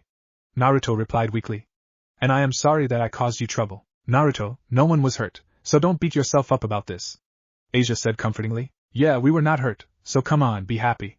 Issei said proudly, laughing like an idiot. Naruto's eye twitched, but felt himself smiling at Issei's antics. Thank you, he said normally, before digging into his meal. After breakfast, everyone, minus Naruto, dressed in their PE uniforms and got back to training. That includes Naruto's own personal training and iron body movement, while leaving a clone to train Kaneko. You are improving very quickly, Kaneko. see Naruto stated as he clapped. Since Kaniko's magic reserves were smaller than Naruto's chakra reserves when they each started training in shave, Kaniko was able to pick it up easier. Thanks, but I don't feel like I'm mastering it, Kaniko stated as she took a small break. It took me over a year to fully master shave, and then another 4 for me to master the rest of Rokushiki, but that was under the addition of having shadow clones helping me, see Naruto stated as he sat next to Kaniko, offering her some water. You only have 10 days, so you won't be at that level yet. What if I knew shadow clones? How much more progress do you think I would be able to make with the remaining 9 days? Kaniko asked as she sipped some water. See Naruto thought. Depending on how many clones you make, you can take an entire year's worth of training in a few hours if you make enough clones. Kaniko finished her water. Naruto, I want to learn how to use shadow clones, Kaniko stated as she looked at the clone. I need to master shave as soon as possible, and if I know how to make shadow clones, then I can possibly master it within the next few days. See Naruto looked at Kaniko worriedly. He looked into her eyes, which showed a fiery determination. See Naruto looked away and sighed. Alright, I'll train you, but be warned, it is very taxing, and creating too many clones could kill you, see Naruto said as he stood up. Break's over, but we are putting a pause to shave training. Of course, sensei, Kaniko said happily, liking the blush on see Naruto's face. Okay, I am a master of making shadow clones, but since you are learning it, you must use a hand sign, see Naruto said as he made a cross-like hand sign with his index and middle fingers. Kaniko copied him. Now, what you have to do is split your chakra in half, equally and evenly, see Naruto explained. Then take that chakra, and expel it from within you, and when you do, imagine it take the shape of your body, and then it happens. You get the benefits of the clones. That seems hard, Kaniko said with a deadpan. It is. But I believe you can do it, see Naruto said as he looked at her. From what I can feel, you could make about 3 clones safely. Kaniko looked at her hands, still in the hand sign position. Worth a shot, Kaniko thought with a shrug as she closed her eyes. Divide my magic evenly and equally, then expel it with the thought of it taking the form of me. See Naruto felt Kaniko's magic divide. Good, now send half of that into the fingers that make the hand sign, he instructed. Kaniko did as asked with no visual showing she heard him from how hard she was concentrating. Now expel it. Kaniko started to sweat as she tried to expel her magic to form the shadow clone. She then felt what might have been an implosion run through her body as she forced the magic out of her body before it returned and merged back with her magic. Fuck. Kaniko shouted as her eyes opened and looked at her hands, seeing that they were fine, but her hands were shaking and the feelings in her fingers were starting to fade. It's what happens when one is starting, see Naruto said as he took her hands in his, calming her down and drawing her attention to him. This will happen until you are able to make a clone this way. Are you sure you want to continue, Kaniko? Kaniko looked into the clone's worried eyes. He went through this? And he said his chakra was bigger than mine, and so the rebound would be much worse, Kaniko thought, her eyes widening a bit when she remembered his scarred body. They may have been faint, but there were many covering him. Yes, Kaniko stated shakily as she moved her hands from his, putting them back into the cross hand sign. I will continue until I am able to make these clones, see Naruto smiled. Alright, I'll stay here and keep you from going too far, see Naruto said as he stepped back, not wanting to be popped. Kaniko continued this for hours, taking breaks every hour, her hands losing more feeling with every failed attempt. Lunch came a few hours later, everyone having worked up a sweat. Issei and Asia trained in the same fields as the day before, Kiba also doing some independent training like Naruto. Akino and Rias were, surprisingly, just as sweaty despite being magician-type fighters. Hey Kiba, can you help me with my training? Naruto asked as he sank his teeth into his sandwich. It will help you as well with your training. Sure, I can do that, Kiba said with a smile. I'd like to help you, Naruto. Naruto thanked Kiba and glanced at Kaniko, knowing what was going on with her training via his clone's memory transfer ability. She is working so hard, and with the amount of progress she is making, I bet she will get it soon, Naruto thought as he ate. Is your training coming, Kaniko? You okay? Asia asked as she saw Kaniko drop her food due to her shaking hands. Yeah, I'm fine, Kaniko said with grit teeth, trying to show how much pain she actually was in at the moment. Each movement sent what felt like meat hooks through her pain receptors, and each touch was searing like a white-hot poker to her nervous system. She and Naruto were actually surprised she was awake right now. Here, let me take a look, Asia said as she carefully took the rook's hands in hers, everyone seeing the attempted repressed pain in Kaniko's face. This pain subsided, however, when Asia activated her twilight healing and started healing her hands. The internal damage you sustained, it goes near your elbows, Asia said in shock, surprising everyone, causing Rias to look at Naruto as he ignored her to finish his meal. What are you teaching her that causes that type of damage? Rias asked in worry. I thought you were teaching her something to help her, not destroy her. I am, and those injuries show how strong these skills are when she masters them, Naruto said as he looked at Rias. I am sorry I didn't tell you, but you might have never allowed me to train Kaniko if you knew the possibilities and the risks she is taking. Rias bit her lip and looked at Kaniko, whose hands were now healed. Kaniko is strong, and this will make her stronger, Rias. Naruto said as he scooted towards the red-haired king. I selfishly want you to win as well. Why? It's like you said, you marry roasted chicken, I would never see Kaneko again. Naruto said sadly. I don't want to lose her as well. I know you want your freedom, and are doing what you can to keep it, like you should. Rias tilted her head in confusion. When I woke up, after becoming Serog's pawn, I caved in and gave up, allowing myself to be consumed with the thoughts that I was now a slave to a devil. Naruto told Rias in confidence. But what I got wasn't a master, I got a father, grandmother, siblings and another mother. He ran his hand across his pelt, looking at it with love and affection a child holds for their parent. Just so you know, Rias, I don't like certain things about you. Naruto stated blankly, showing he wasn't playing. Hey! Rias retorted with a small pout. But there are many good things about you. Naruto continued. Which is why I see you as my friend. Rias was confused. First Naruto said he disliked her, then said there were parts he did like. She sighed with a smile and laughed, drawing everyone's attention. Well, the same can be said about me to you, Naruto. Rias responded as she wrapped an arm around Naruto and noogied him, much to his displeasure. But I am happy we can be friends. Naruto nodded and glanced up as he heard someone walking towards him, to see Kaneko with an irked look in her eyes. What he failed to notice was the fact his head was pressing against Rias's massive melons, which Kaneko lacked, and thus she was angry. Come on, Naruto, we need to train. Kaneko stated as she yanked Naruto out of Rias's grip and made her way back into the woods, this time with Kiba in tow to help and be helped by Naruto. Fu seems our little cat has a crush. Akino said with a giggle. It seems so. Rias said, her inner otaku screaming at her to ship Naruto and Kaneko together, as they were yokai. A little while later, Kiba ran around Naruto, going as fast as he can, alongside a handful of night-promoted clones. They ran around Naruto and a few clones weren't promoted, all in Iron Body. Kiba and clones took turns attacking a random Naruto, and each time they hit, their next swing would be a miss. Good, I'm getting better at moving. Naruto thought as he dodged while being weighed down. It isn't natural yet, but I cannot dodge a fatal injury if it breaks through the technique. Kiba and the clones continued on for a little while longer before stopping. Phew, this is some workout you are doing, Naruto. Kiba stated as he drank some water. You mastered this skill, didn't you? So why are you improving it? Because I haven't mastered it yet, not like Master's friend has at least. Naruto said as he felt the areas of injury amplify when he ended Iron Body. Oh, I see. Kiba said as he sat down. You know, you are pretty strong for your age. 15, right? Naruto nodded his head. Wow, you are a year or at least a few months younger than me, yet you are extraordinarily stronger than me, but then again you are a yokai. Kiba stated as he relaxed. I was a human turned into a devil. You are wrong. Naruto stated as he looked at the Knight of Gremory. Your terminology, it's wrong. I am a yokai, but more specifically I am a werbeast subspecies, werefox. Interesting, what's the difference? Kiba asked, curious to know more. Werbeasts are a general term, but there are many types. Werefoxes and wereleopards, like my Rokushuki master, are the only ones I know for sure. Naruto replied. The only difference I know is just the animal we are, we all have the transformations. Interesting. Kiba said as he was ready to continue the training before Naruto's ears twitched. Naruto? Said boy ran off and was followed by Kiba, worried as Naruto wasn't answering his shouting. They entered the clearing where Naruto and Kiba left Kaneko and his clone. When they looked around, they saw 4 Kanekos, 1 on the ground panting, and 3 standing around looking amazed and surprised. Naruto winced, his clone having popped, and smiled a big smile. She did it within 1 day of training. Naruto thought as he walked up and knelt next to Kaneko, who opened her tired eyes to look at him, smiling tiredly. I want ice cream for this. Kaneko stated proudly. Okay, I will get you some. What type do you want? Naruto asked as Kiba walked up, looking just as surprised as the Kaneko clones. Rocky Road. Kaneko stated as she held up her hands, which were even more damaged than before. There were rupture holes where her magic physically burst from her fingers, hands, and arms. You will get a lot of Rocky Road. Naruto said proudly as he leaned in and nuzzled Kaneko, licking her cheek again. Kaneko, on impulse, turned her head and licked Naruto's cheek, grazing his whiskers, making him purr and his tail wag. Kiba watched this, feeling like a third wheel, and he coughed to get some attention. I think we need to get Asia to heal her hands, before she does more training today. Kiba stated as Kaneko's injuries were open, bleeding wounds could get infected. Oh, you're right. Naruto said in slight panic as he snapped out of his daze and picked up his friend, popping the clones with his tail as he and Kiba ran back to the villa.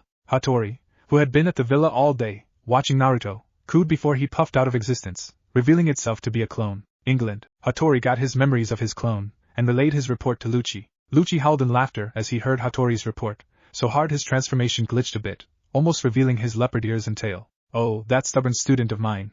He had an emotional episode, but at least he has people who he can rely on. And the fact he is now teaching the little cat Rokushuki, he might become a little version of me, complete with bird summon. Lucci thought with a smile as he looked outside the window, which allowed him to see his target drunkenly make moves on women. He really is maturing, isn't he, Jiraiya? Hattori hooted as his master had a melancholic face. Alright, it's time for us to move out, everyone.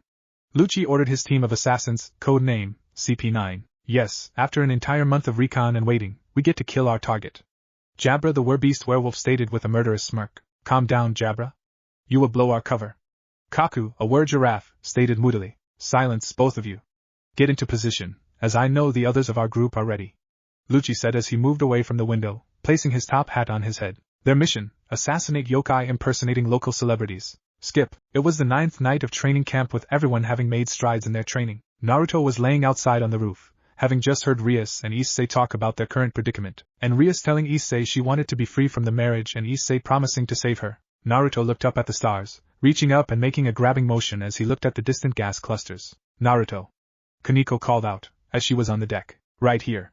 Naruto said as he lowered his arm and slid down the side before flipping off the roof and landing next to Kaneko. Shit, don't scare me like that. Kaneko said as she slugged Naruto in the arm. I didn't mean to scare you. Naruto said as he rubbed his hurting arm. Anyway, I have something for you. Kaneko's eyes widened a bit. Really? What for? Kaneko asked. Naruto motioned for her to follow him, and they made their way to his room. Okay, where is it? Naruto said as he looked inside his trunk and massive backpack while Kaneko sat on his bed, waiting in excitement over what he was going to give her. Found it. Naruto shuffled out of his bag holding a big, lumpy, brown paper package with strings wrapped around it. Here you go. Naruto said with a big smile as he held it out for Kaneko. Kaneko took it and placed it on Naruto's bed, untying the twine and removing it before opening the paper. Inside was a white, blue, and gold battle kimono, with a red spiral on the back. It had a lighter blue obi with gold leaves on it. It had a small skirt that if Kaneko wore it, it would go to her knees. There were even thigh-high socks with wooden sandals painted black with thick red string for the toe holder. Naruto, it's beautiful. Kaneko said, stunned he had this. It is the reason why I was late to get back to school from winter break. Naruto said bashfully. I wanted it to be perfect. It is made from fabric made in Kyoto. Chakra was woven into the fabric as they made it, making its durability stronger, so you can fight without being partially stripped naked. I love it. Kaneko said as she looked it over, taking notice of the red spiral on the back. What's with this? Well, I added that to the kimono myself recently.